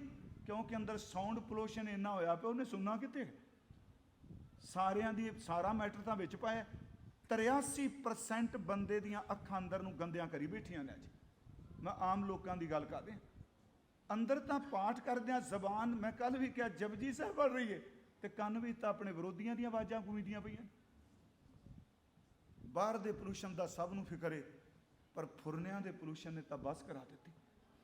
ਹੁਣ ਉਹ ਜਿਹੜਾ ਨਾਦ ਹੈ ਉਹ ਸਭ ਥਾਂ ਤੇ ਵੱਜਦਾ ਹੈ, ਕੋਈ ਥਾਂ ਨਹੀਂ ਐਸੇ ਆਪਾਂ ਹੁਣ ਬਾਣੀ ਚੋਂ ਲਾਂਗੇ। ਹੋਰ ਦੂਜੀ ਗੱਲ, ਜਿਨ੍ਹਾਂ ਨੇ ਉਹ ਨਾਦ ਸੁਣਿਆ, ਉਹ ਓੰਕਾਰ ਦੀ ਧੁਨੀ ਸੁਣੀ, ਜਿਨ੍ਹਾਂ ਨੇ ਉਹ ਬ੍ਰਹਮ ਨਾਦ ਸੁਣਿਆ, ਉਹਨਾਂ ਨੇ ਫਿਰ ਤਰਸ ਦੇ ਘਰ ਚ ਆ ਕੇ ਕਿਹਾ ਜਿਨ੍ਹਾਂ ਨੂੰ ਨਹੀਂ ਸੁਣੀਂਦਾ ਇਹਨਾਂ ਦਾ ਭਲਾ ਕਿਵੇਂ ਹੋਏ। ਉਹਨਾਂ ਨੇ ਫਿਰ ਸ਼ਬਦ ਨੂੰ ਵੇਦ ਦਾ ਰੂਪ ਦੇ ਦਿੱਤਾ। ਵੇਦ ਦਾ ਅਰਥ ਗ੍ਰੰਥ ਨਹੀਂ, ਰਿਗਵੇਦ। ਵੇਦ ਦਾ ਲਫ਼ਜ਼ੀ ਅਰਥ ਹੈ ਗਿਆਨ। ਫਿਰ ਯਾਦ ਰੱਖਿਓ, ਵੇਦ ਦਾ ਅਰਥ ਰਿਗਵੇਦ ਆਪਾਂ ਕਰਾਂਗੇ, ਉਹ ਵਰਤਿਆ ਗਿਆ। ਵੇਦ ਦਾ ਅਰਥ ਜਿਨ੍ਹਾਂ ਨੇ ਸੁਣਿਆ, ਉਹਨਾਂ ਨੇ ਫਿਰ ਅੱਖਰਾਂ 'ਚ ਬੋਲਿਆ, ਉਹ ਲੋਕੋ ਇਹੋ ਜਿਹਾ ਜੇ ਪ੍ਰਮਾਤਮਾ। ਯਾਦ ਰੱਖਿਓ, ਜਿਨ੍ਹਾਂ ਅੱਖਰਾਂ ਨੂੰ ਕਮਾਇਆ ਉਹਨਾਂ ਨੇ ਫਿਰ ਨਾਦ ਵੀ ਸੁਣਿਆ, ਉਹਨਾਂ ਨੇ ਸਰਵ ਵਿਆਪਕ ਗੁਰਮੁਖ ਰਿਆ ਸਮਾਈ, ਉਹਦੀ ਵੀ ਝਲਕ ਪਾਈ ਹੈ। ਮੈਂ ਤਾਂ ਬੇਨਤੀ ਕੀਤੀ, ਸ਼ਬਦ ਤਿੰਨਾਂ ਹਿੱਸਿਆਂ 'ਚ।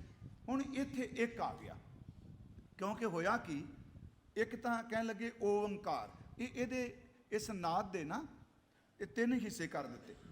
ਉਹ ਇਸ ਤਰ੍ਹਾਂ ਕੀਤੇ, ਐੜਾ, ਊੜਾ ਖੁੱਲਾ ਤੇ ਮੰਮਾ ਓਮ। ਵਾਹਿਗੁਰੂ ਮੈਨੂੰ ਬਖਸ਼ ਦਿਓ ਕਿ ਸੁਣ ਕੇ ਘਰ ਮੈਨੂੰ ਕੋਈ ਗਾਲਾਂ ਨਾ ਕੱਢਣ ਲੱਗ ਪਿਆ ਵੀ RS ਦਾ ਬੰਦਾ ਆ ਗਿਆ। ਬੜਾ ਡਰ ਲੱਗਦਾ। ਸਾਡੀ ਜੌਬ ਬੜੀ ਔਖੀ ਜੀ। ਇੱਥੇ ਤਾਂ ਇੱਕ ਦਿਨ ਬੰਦਾ ਇੰਟਰਵਿਊ ਦੇ ਕੇ ਕਈ ਸਾਲ ਜੌਬ ਕਰ ਜਾਂਦਾ, ਸਾਡੀ ਤਾਂ ਰੋਜ਼ ਇੰਟਰਵਿਊ ਹੈ। ਸਾਡੇ ਤੇ ਖਾਣੇ ਦੀ ਵੀ, ਪਹਿਨਣੇ ਦੀ ਵੀ। ਮੈਂ ਸਿਰਫ ਇਸ ਕਰਕੇ ਕਥਾ ਕਰ ਲਈ। ਉਹ ਕਹਿੰਦੇ ਨੇ ਐੜਾ, ਊੜਾ ਤੇ ਮੰਮਾ ਓਮ, ਇਹ ਬ੍ਰਹਮਾ ਜੀ, ਵਿਸ਼ਨੂੰ ਜੀ ਤੇ ਸ਼ਿਵ ਜੀ ਦਾ ਨਾਦ ਹੈ। ਇਹ ਤ੍ਰੈ ਦੇਵਤੇ ਨੇ। ਸਤਿਗੁਰਾਂ ਨੇ ਪਤਾ ਕੀ ਕੀਤਾ, ਉਹਨਾਂ ਨੇ ਸੱਚੇ ਸਰਕਾਰ ਧੰਨ ਗੁਰੂ ਨਾਨਕ ਸਾਹਿਬ ਪਿਤਾ ਜੀ, ਉਹਨਾਂ ਨੇ ਓੰਕਾਰ ਲਿਆ, ਈੜੀ ਸਿਹਾਰੀ ਕੱਕਾ ਨਹੀਂ ਪਾਇਆ। ਕਿਉਂ? ਕਿਉਂਕਿ ਅੱਖਰਾਂ ਦਾ ਸ਼ਬਦ ਜਿਹੜਾ ਆਪਣੇ ਅਰਥ ਬਦਲ ਜਾਂਦਾ ਹੈ। ਯਾਦ ਰੱਖਿਓ, ਜਿਹੜੇ ਮੈਥ ਪੜ੍ਹੇ ਨੇ, ਮੈਥ ਕਦੀ ਆਪਣੇ ਅਰਥ ਨਹੀਂ ਬਦਲਦਾ ਹੁੰਦਾ। ਫਿਰ ਇਹ ਸੁਣਿਓ, ਉੱਥੇ ਈੜੀ ਸਿਹਾਰੀ ਕੱਕਾ ਨਹੀਂ ਪਾਇਆ ਵੀ ਕੱਲ ਨੂੰ ਮੇਰੇ ਵਰਗਾ ਉਹਨੇ ਈੜੀ ਦੇ ਅਰਥ ਦੇ ਵੀ ਕਰ ਸਕਦਾ ਸੀ, ਕਿਉਂਕਿ 35 ਅੱਖਰਾਂ ਵਿੱਚੋਂ ਇੱਕੋ ਹੀ ਇਸਤਰੀ ਲਿੰਗ ਈੜੀ, ਬਾਕੀ ਤੇ ਸਾਰੇ ਪੁਲਿੰਗ ਨੇ। 34 ਪੁਲਿੰਗ ਨੇ ਅੱਖਰ, ਇੱਕੋ ਈੜੀ। ਉਂਝ ਗੁਰੂ ਗ੍ਰੰਥ ਸਾਹਿਬ ਵਿੱਚ ਇਸ ਨੂੰ ਈੜੀ ਨਹੀਂ ਕਿਹਾ, ਈਵੜੀ ਕਿਹਾ ਹੈ। ਈਵੜੀ ਆਦਿ ਪੁਰਖ ਹੈ ਦਾਤਾ। ਥੋੜਾ ਧਿਆਨ ਨਾਲ ਸੁਣਿਓ। ਹੁਣ ਜੇ ਈੜੀ ਸਿਆਰੀ ਕੱਕਾ ਪੈਂਦਾ, ਜੋ ਮੇਰੀ ਸਮਝ ਹੈ, ਪਰ ਇਹਦਾ ਅਰਥ ਇਹ ਨਹੀਂ ਮੈਂ ਬਾਬਾ ਜੀ ਦੀ ਸਮਝ ਤੱਕ ਪਹੁੰਚ ਗਿਆ। ਪਤਾ ਨਹੀਂ ਸਾਡੇ ਵਰਗੇ ਬੰਦੇ ਇਹਦੇ ਕੀ ਅਰਥ ਕਰਦੇ। ਇੱਕ ਪਾ ਕੇ ਬੰਨ ਕੇ ਰੱਖ ਦਿੱਤਾ, ਇਹਦੇ ਅਰਥ ਦੋ ਨਹੀਂ ਤੂੰ ਕਰ ਸਕਦਾ, ਸਿਰਫ ਇੱਕ। ਉਹ ਇੱਕ ਜਿਸ ਇੱਕ ਵਰਗਾ ਹੋਰ ਕੋਈ ਨਹੀਂ। ਇਸੇ ਗੱਲ ਨੂੰ ਕਲੀਅਰ ਕੀਤਾ ਓੰਕਾਰ ਨੂੰ ਇਸ ਪੌੜੀ 'ਚ। ਏਕਾ ਮਾਈ, ਹਾਂ ਇਹ ਤਿੰਨ ਨਹੀਂ, ਇੱਕ ਹੈ। ਏਕਾ ਮਾਈ ਜੁਗਤ ਵਿਆਈ, ਤਿੰਨ ਚੇਲੇ ਪ੍ਰਵਾਨ, ਇੱਕ ਸੰਸਾਰੀ, ਇੱਕ ਭੰਡਾਰੀ, ਇੱਕ ਲਾਏ ਦੀਵਾਨ। ਹੁਣ ਇਹ ਤਾਂ ਤਿੰਨ ਦੇਵਤੇ ਹੋ ਗਏ, ਕਹਿ ਵੀ ਦਿੱਤਾ। ਤੇ ਹੁਣ ਜੇ ਕਿਸੇ ਨੇ ਬਾਣੀ ਨਹੀਂ ਪੜ੍ਹੀ ਤੇ ਉਹਨੂੰ ਇਹ ਤੁਕਾਂ ਕੱਢ ਕੇ ਕਹਿ ਦੇ ਗੁਰੂ ਨਾਨਕ ਸਾਹਿਬ ਨਹੀਂ ਮੰਨਿਆ, ਇੱਕ ਸੰਸਾਰੀ ਬ੍ਰਹਮਾ ਜੀ ਨੂੰ ਉਹ ਵੀ ਮੰਨਦੇ ਪਏ ਆ, ਇੱਕ ਭੰਡਾਰੀ ਵਿਸ਼ਨੂੰ ਜੀ ਨੂੰ ਮੰਨਦੇ ਆ, ਇੱਕ ਲਾਏ ਦੀਵਾਨ ਸ਼ਿਵ ਜੀ ਨੂੰ ਮੰਨਦੇ। ਇੰਨੀ ਕੁ ਤੋਂ ਕੱਢ ਕੇ ਕੋਈ ਬੇਈਮਾਨੀ ਕਰ ਜਾਏ, ਫਿਰ ਜੇ ਸਮਝਣਾ ਪਏਗੀ ਆਪਾਂ ਮੰਨ ਜਾਂਦੇ ਲੋਕ। ਪਰ ਅੱਗੇ ਗੁਰੂ ਜੀ ਨੇ ਕਿਹਾ ਨਹੀਂ, ਜਿਵ ਤਿਸ ਭਾਵੈ ਤਿਸ ਕਿਹੜਾ, ਏਕ ਓੰਕਾਰ। ਜਿਵ ਤਿਸ ਭਾਵੈ ਤਿਵੇਂ ਚਲਾਵੈ, ਜਿਵ ਹੋਵੈ ਫੁਰਮਾਨ। ਉਹ ਵੇਖੈ, ਉਹ ਵੇਖ ਰਿਹਾ ਦੇਵਤਿਆਂ ਨੂੰ, ਉਹਨਾਂ ਨਜ਼ਰ ਨਾ ਆਵੇ।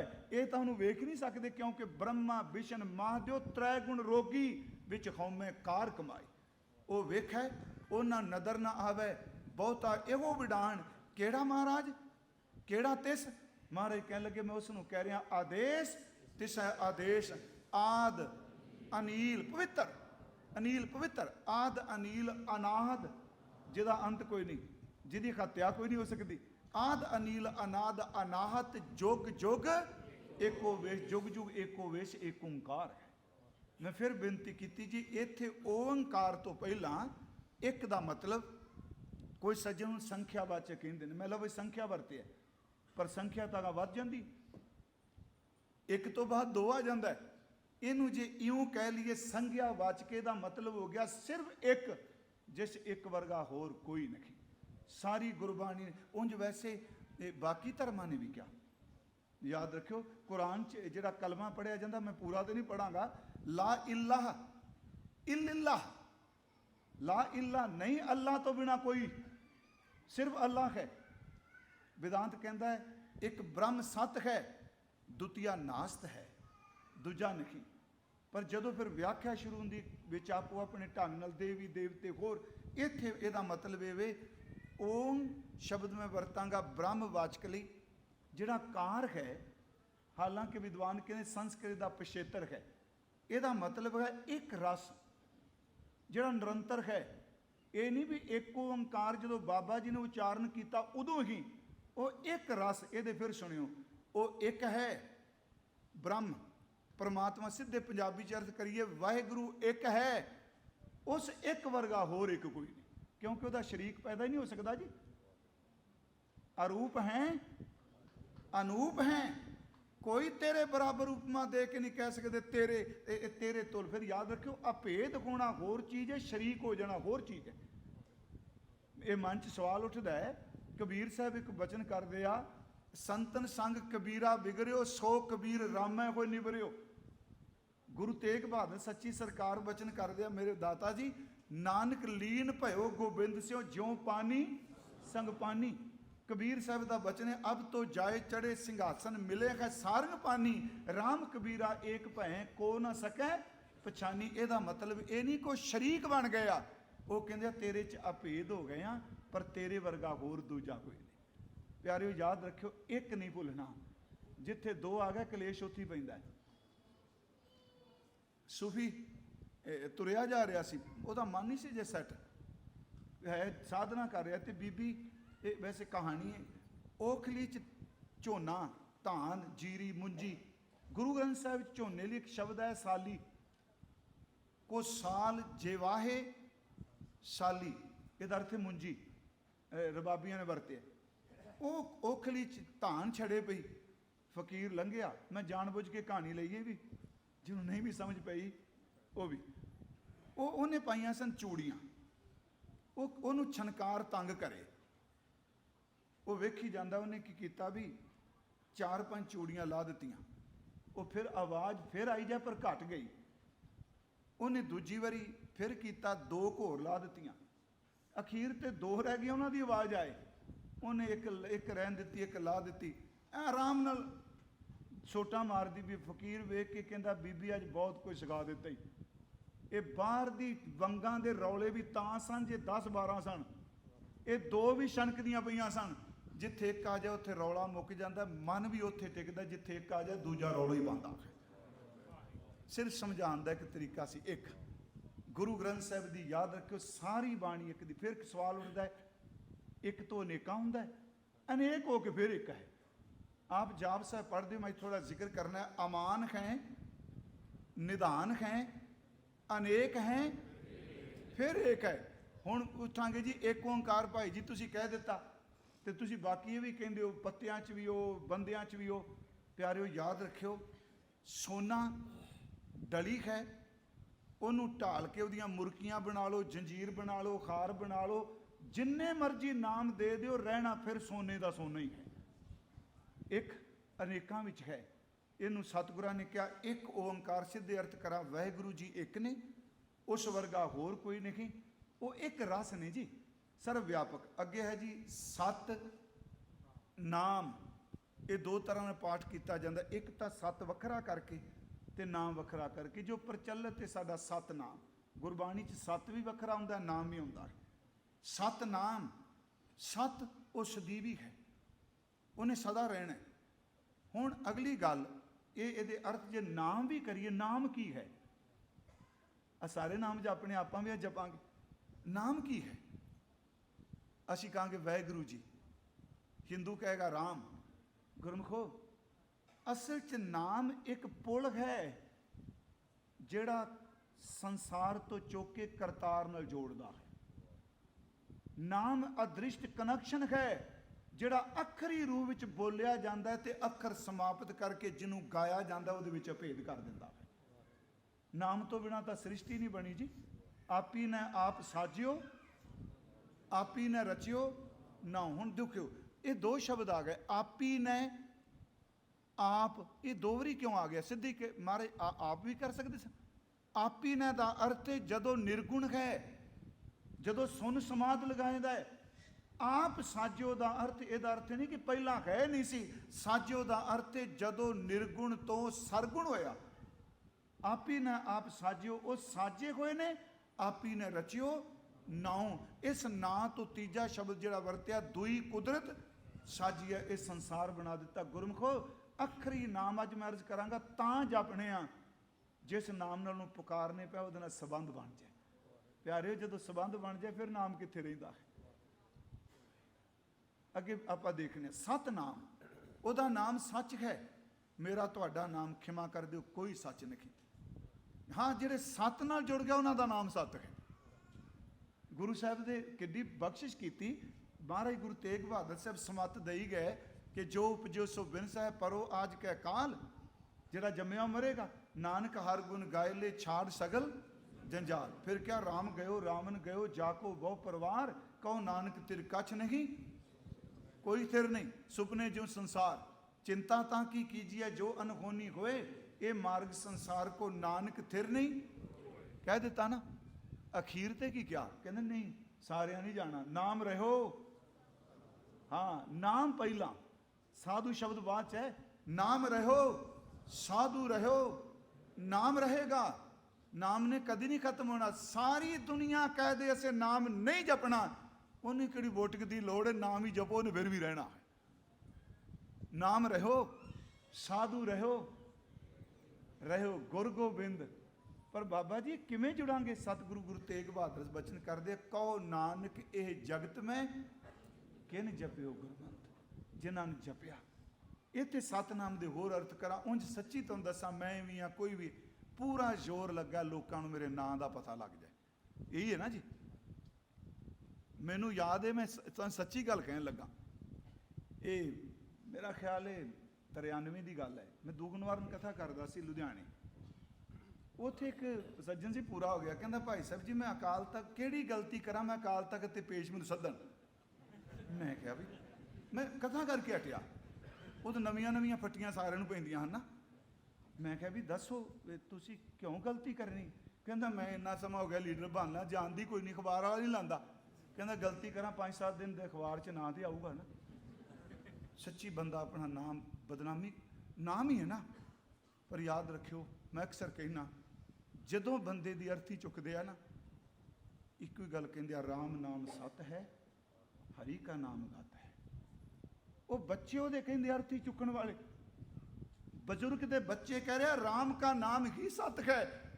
वो बंदा सारी जिंदगी नाम बनाता मर गया। सत नाम का अर्थ ये नहीं कि जदों सस्सा तत्ता नन्ना ते मम्मा नहीं सी। सत नाम तेरा परा पुरबला, तेरी होंद उदों भी सी जदों बोली का जन्म भी नहीं सी होया। जिन्हों आप अगे पढ़ोगे महाराज फिर दोहरानगे। अगे करता पुरख, करता पुरख, करता का अर्थ है बनाउण वाला। उंज वैसे पुरख के अर्थ ये भी कीते ने, जग में पुरख एक है, होर नग सगली नार सबाई, अकाल पुरख ये भी शब्द वरतने। एक पुरख का अर्थ है, इहदा संधि छेद करो ना, पुर खखा वखरा।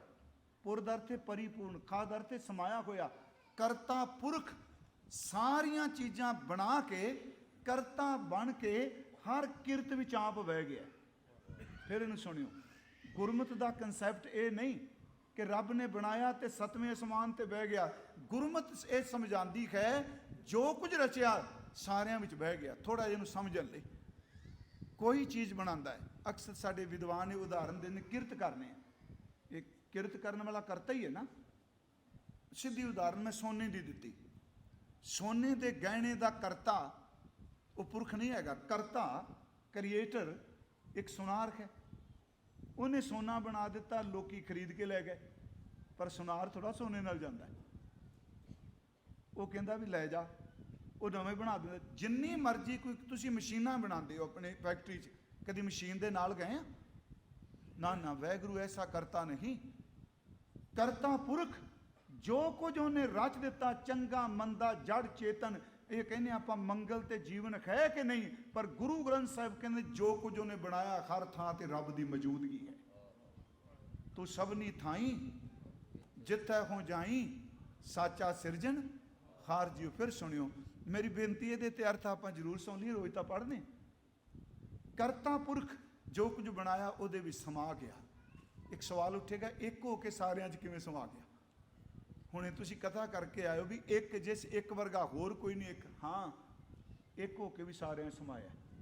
ਗੁਰੂ ਗ੍ਰੰਥ ਸਾਹਿਬ 'ਚ ਇੱਕ ਉਦਾਹਰਨ ਹੈ, ਪੂਰਨਮਾਸ਼ੀ ਦੀ ਰਾਤ ਹੈ, ਪੂਰਾ ਚੰਦਰਮਾ ਤੇ ਘੜੇ ਪਾਣੀ ਨਾਲ ਭਰ ਕੇ ਰੱਖ ਦਿਓ, ਕੈਲਗਰੀ ਵੀ ਰੱਖ ਦਿਓ, ਵੈਨਕੂਵਰ ਵੀ ਰੱਖ ਦਿਓ, ਸਾਰੀ ਦੁਨੀਆ 'ਚ ਰੱਖ ਦਿਓ ਜਿੱਥੇ ਰਾਤ ਪੈਣੀ। याद रखियो जदों चंद्रमा निकलिया सारिया घड़ियां दियां चपणियां, चपणी शब्द समझने ना, हाँ चपणी एक गोडे की भी चपणी होंदी जे, मैं पुराने शब्द आन के बोलना। घड़े दियां चपणियां चुक दिओ, कैलगिरी वाला कहेगा वो साडे घड़ियां चंद्रमा जे, वैनकूवर वाला कहेगा नहीं नहीं तुहाडे साडे घड़ियां च है। हब समानी जोत जो जल घटाऊ चंद्रमा, जिवें चंद्रमा सारे घड़ियां विच गए, एक ओंकार सारिया थावां ते प्यारिओ किहड़ी थां जिथे वो नहीं। करता पुरख तुसी बना दिता, सब इस समा गया। हुण अगली गल फिर मेरी बेनती है, निर कट्ठे पाठ करें, निरभाओ। हाँ निरभाओ, भाओ लफ्ज बाणी च भाओ भै ये दोनों शब्द आया। भाओ दा अर्थ है डर। उंज मैं बेनती करांगा भै चंगा भी हुंदा ते भै माड़ा भी हुंदा। हर दूजड़ी लाम सतगुर पुरख मिलाया बलराम जीओ, निरभाओ भै मन होए हों मैं महल गवाया बलराम जीओ। आप इत्थे आनंद कार तुसीं सुणदे, इहदे अर्थ निरभाओ भै मन होए। फिर अर्ज निरभाओ भै मन होए। ਆਪਾਂ ਤਾਂ ਕਹਿੰਦੇ ਬਾਣੀ ਨੇ परमात्मा ने भै खत्म करना, ਇੱਥੇ ਕਹਿੰਦੇ ਨਿਰਭਉ ਭੈ ਮਨ ਹੋਏ। ਭੈ ਮਨ ਚ ਆਇਆ ਤੇ ਨਿਰਭਉ ਹੋ ਗਏ। ਫਿਰ ਸੁਣਿਓ क्योंकि ये पढ़िया जाता है ना लावां सारे। मैं पिछली बारी क्या भी सब कुछ लिखा होता है बई इन्होंने कीर्तनियां की भेटा, चलो ये कोई नैगेटिव नहीं, वो भी रोजी कमान आए। आप टिचरा ना करिए बाबे पैसे ले आए, आप कि इतने भुआ नूं मिलना है। बख्श दिया जी, मैं रागी सिंह की गल कर लूँगा। जिन्नी आप दुर्गता कर रहे हैं ना अजकल, चंगे चंगे गुणी बंदे अजकल ट्रकों से चढ़ गए। ये नहीं कि मैं इस लाइन च, सानू परमात्मा ने सब कुछ दिता है। मैं तो मैं आया गल तो मैं वही करनी जी भाई साहब करके गए ने कथा बाच, पर रब ने चलो दात दे दी। मैं तो गल कहना, तुहाडे पिंड दा ग्रंथी है ना, उन्होंने $100 ही किते भेज दिओ, ते न्याणे पढ़ लैणगे। वेखो गुरु जी किन्नियां असीसां देणगे। अज तक मैं जिन्नियां गुरुद्वारियां च गया, महसूस ना करियो किते सानू रहन वास्ते रैश नहीं मिलती ज़्यादा। मैं ज़्यादा गुरुद्वारे की गल कर रहा, मेरा विषय वैसे ये नहीं। जिस बंदे ने गुरु की गल करनी है, एक वकील भी लगातार जे बोलता रहे, उन्होंने किन्नी कुछ स्टडी करनी पैंदी है। मेरी इस बेनती वाल तवज्जो जरूर दिया जी। हुण गुरुद्वारे च लावां हुंदियां ने सारियां चीज़ां दी, ये नहीं कि हो सकता इत्थे सिस्टम होवे जिद्दन बुकिंग कराओ भावें एक पेज ही दे दिओ, ਜਿਹੜੇ ਨਿਆਣੇ ਵਿਆਹਣ ਆਉਣ ਲੱਗੇ ਆ ਲਾਵਾਂ ਜੇ, ਤੇ ਲਾਵਾਂ ਦੇ ਅਰਥ ਇਹ ਨੇ। ਇਸ ਤਰ੍ਹਾਂ ਹੀ ਹੈ ਨਾ, ਇਹਦੇ ਅਰਥ ਹੁਣ ਮੈਂ ਇੱਕ ਤੁਕ ਬੋਲੀ, ਹਰ ਦੂਜੜੀ ਲਾਮ ਸਤਿਗੁਰ ਪੁਰਖ ਮਿਲਾਇਆ ਬਲਰਾਮ ਜੀਓ, ਨਿਰਭਉ ਭੈ ਮਨ ਹੋਏ ਹਉ ਮੈਂ ਮਹਿਲ ਗਵਾਇਆ ਬਲਰਾਮ ਜੀਓ। ਇੱਕ ਭੈ ਹੈ ਮੈਲਾ ਜਿਹੜਾ ਦੁਨੀਆ ਡਰਾਉਂਦੀ ਹੈ, एक भै है परमात्मा का। जिस बंदे विच परमात्मा का भै आ गया, वो दुनिया वालों निरभौ हो जाता है। जिहड़ा रब तो नहीं डरदा हुंदा, दुनिया तो कंब कंब के डरदा है। परमात्मा का भै निरभौ बनाता है। एक चुकम दी भै ते निरभय होए बसाना, भै तो निरभौ हो जाएगा।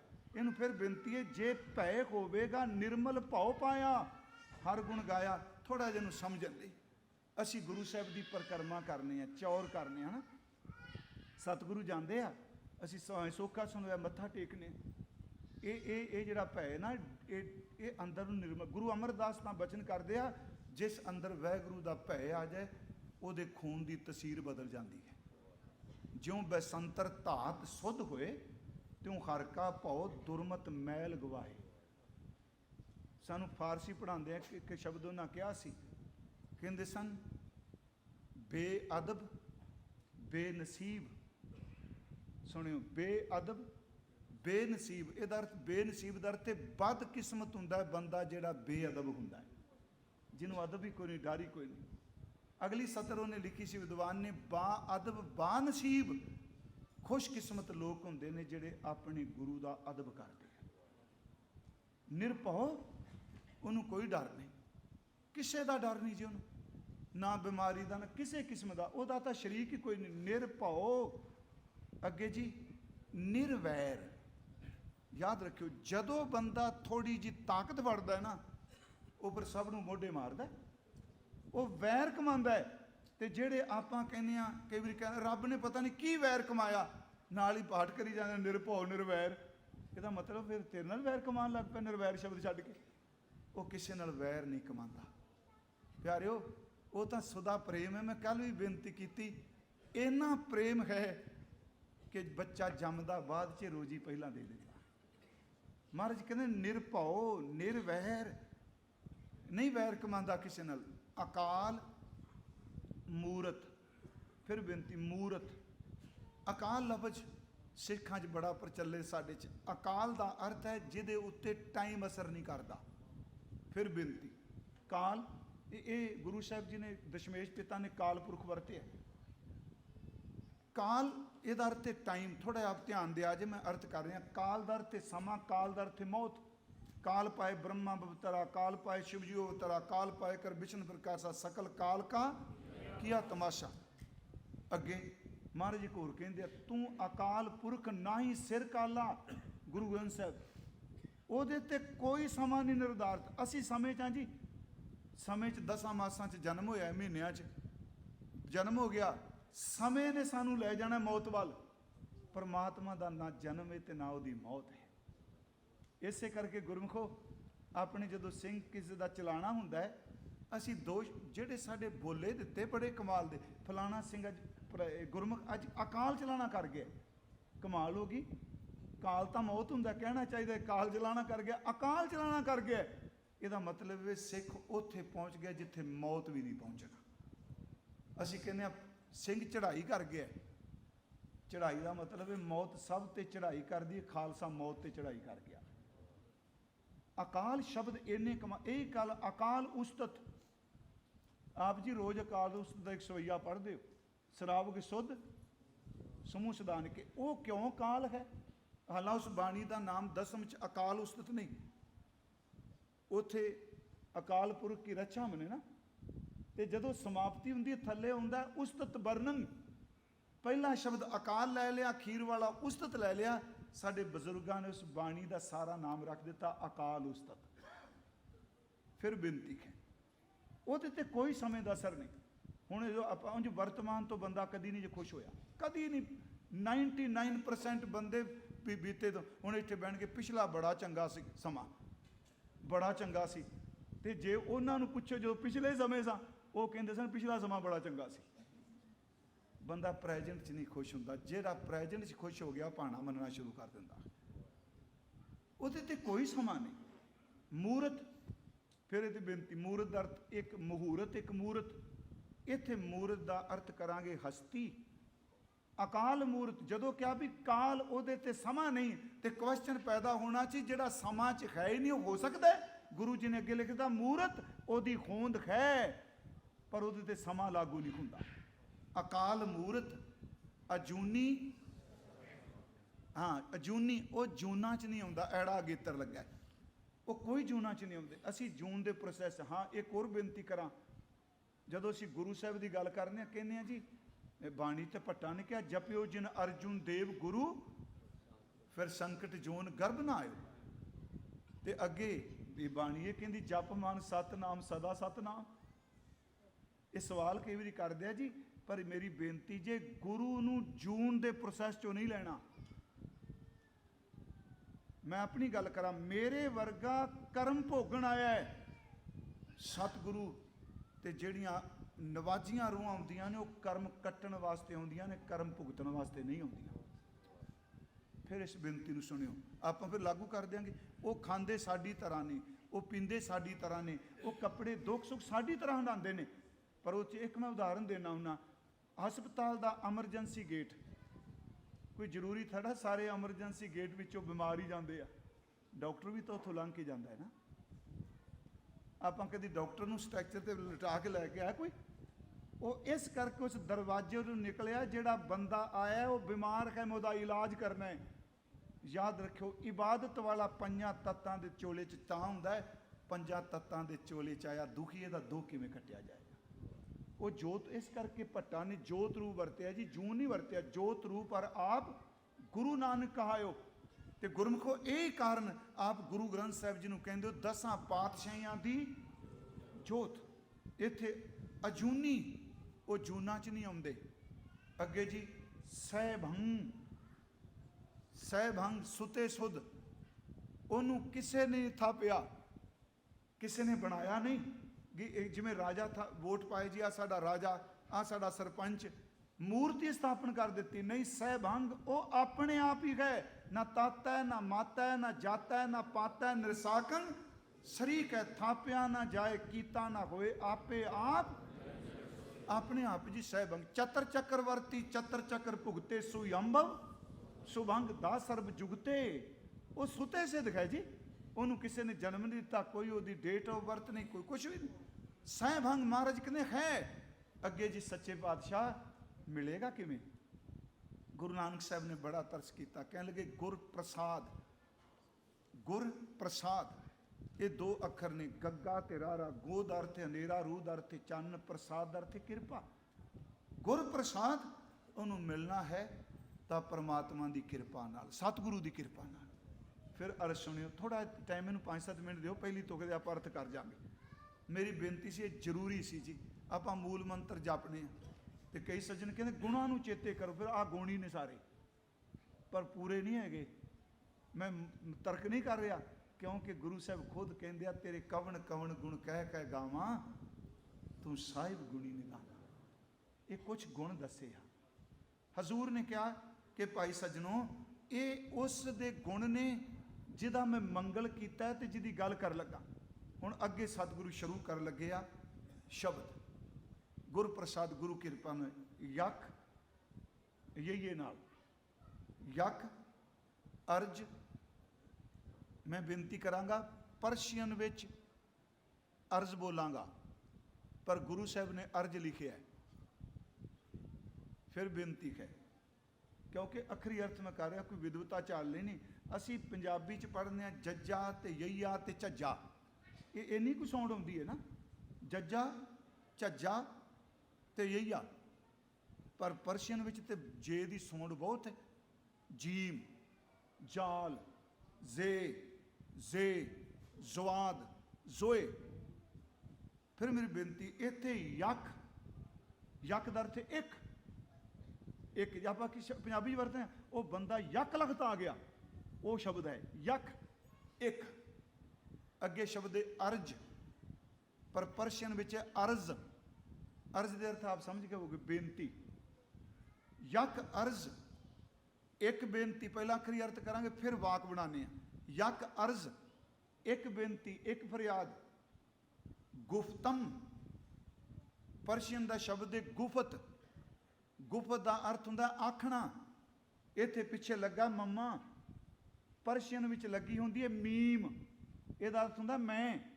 ਇਹ ਜਿਹੜਾ ਪਿੱਛੇ ਗੁਫਤ ਤੋਂ ਪਿੱਛੇ ਮੰਮਾ ਲੱਗਾ ਹੈ ਨਾ, ਇਹ ਗੁਰਮੁਖੀ ਦਾ, ਇਹਦਾ ਅਰਥ ਹੈ ਮੈਂ। ਗੁਫਤਮ, ਇਹਦਾ ਅਰਥ ਹੈ ਮੈਂ ਆਖੀ। ਫਿਰ ਅਰਥ ਸੁਣਿਓ, ਗੁਫਤ ਮੀਨਸ ਆਖਣਾ, ਮੰਮਾ ਮੀਮ ਪਿੱਛੇ ਲੱਗਾ, ਇਹਦਾ ਅਰਥ ਹੈ ਮੈਂ। ਯਕ ਅਰਜ਼ ਗੁਫਤਮ, ਮੈਂ ਇੱਕ ਬੇਨਤੀ ਆਖੀ। ਸਵਾਦ ਆ ਗਿਆ ਗੱਲ ਕਰਨ ਦਾ। ਅੱਗੇ ਸੁਣਿਓ, ਪੇਸ਼ ਤੋਂ, ਇੱਥੇ ਪੇਸ਼ ਲਿਖਿਆ, ਉੱਥੇ ਸ਼ੀਨ ਨਾਲ ਆਵੇਗਾ। ਪੇਸ਼ ਤੋਂ ਅਰਥ ਮੈਂ ਕਰ ਰਿਹਾ ਜੀ, ਪੇਸ਼ ਆਇਆ ਵੈਸੇ।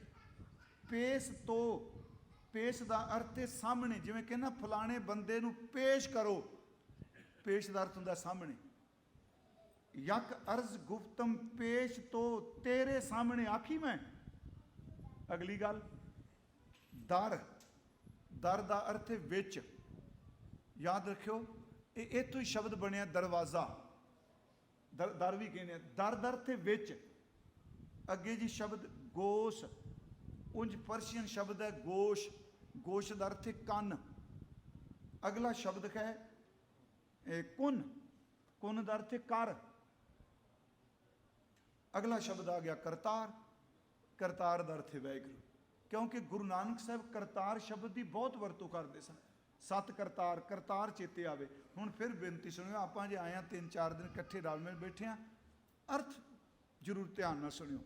यक अर्ज गुफ्तम पेश तो दर गोश कुन करतार, ये अर्थ करांगे करतार। हे करतार अर्थ इतों करांगा, कन दे के मेरी गल सुन ते मैं तेन सुनाण आया। देखो किड्डी नेड़ता होगी जी। आम तौर पर किसी को गल कहने हो मेरी गल सुन कन दे के, बस आ ही जे शब्द खे परमात्मा या अल्लाह या रब, एक बेनती तेन दसन आया, एक बेनती तेन करन आया। ये गुरु नानक साहब कह रहे मैं कथा ली शब्द वरता, करन आया उंज मैं अदबली वरतांगा। यक अर्ज गुफ्तम पेश तो, एक बेनती मैं आखी तुहाडे सामने, तेरे सामने।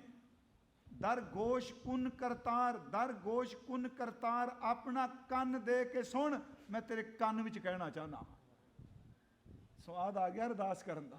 आपां दा करके भी कहने सुनदा भी है कि नहीं। महाराज जी कहने सब सृष्ट सेवा दिन रात दियो ते कन सुनो अरदास दियो। थोड़े जे मैं शब्द लेने ने जी, सुनियो बेनती है।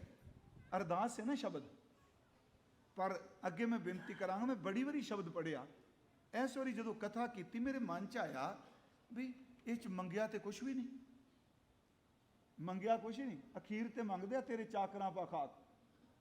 हुण अरदास शब्द जिहड़ा है वह भी ये चों निकलिया जी। जिहड़ा अर्ज शब्द है ना परशियन का, फारसी भी जो निकलिया, ये पंजाबी जिहड़ा ये तदभव बन गया, इनू अरदास कहने। थोड़ी जी बेनती ध्यान नाल सुनियो, क्योंकि गुरमुखो असी जिन्ने बैठे हैं ना, अरदास बड़ी वड्डी ताकत रखती है। मैं परसों भी कल दोपहरे कथा उत्थे गुरसिखां कहा भी सिर्फ अरदास की कथा करो।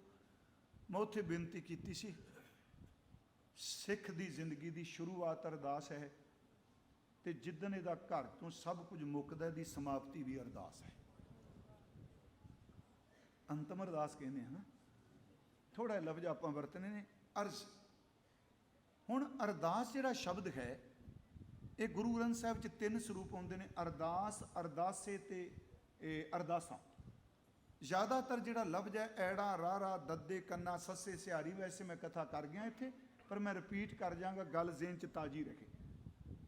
अरदास शब्द मैं वरतिया जी, ये परशियन के 2 शब्द ने, अर्ज दाश्त, ਉਹਦੇ तो बनया पंजाबी च अरदास। अर्ज दाश्त का अर्ज का अर्थ है बेनती, दाश्त का अर्थ है रखना। जिवें सतगुरु कहना पेश तो तेरे सामने रख रहा। अर्ज दाश्त का अर्थ है अपने अंदर की वेदना रखनी। कोई सज्जन कहते संस्कृत चो आया अर्दंग आस, यदा अर्थ है मंगण की क्रिया। मैं आपनू बेनती की असल च अरदास कदों तो शुरू हुई, तो आपनू मैं तां बेनती कर लगा कि गुरमुखो जिंदगी विच घरों निकल लग्या शाम नू अरदास कदी करनी भुलियो ना। इत्थों तक जिथे दुनिया की हर ताकत मुक जाए, पल्लू पा के अरदास करो, रब उत्थे बख्शिश शुरू करता जिथे दुनिया मुकदी है। अरदास च इन्नी ताकत। थोड़ियां जिहियां उसदा अरदास कदों तो शुरू हुई। आप शब्द वरतांगे प्रथम भगवती सिमरक है नहीं, रूहानीयत के तौर पर जिन्ने इंसान ने, उहदा धर्म की है, उहदा जिउंदे दा कर्म की है। गुरु ग्रंथ साहब मुताबक, गुरु नानक साहब सच्चे पातशाह मुताबक हर जीव 9 महीने माँ के उदर च अरदास करके बचिया है।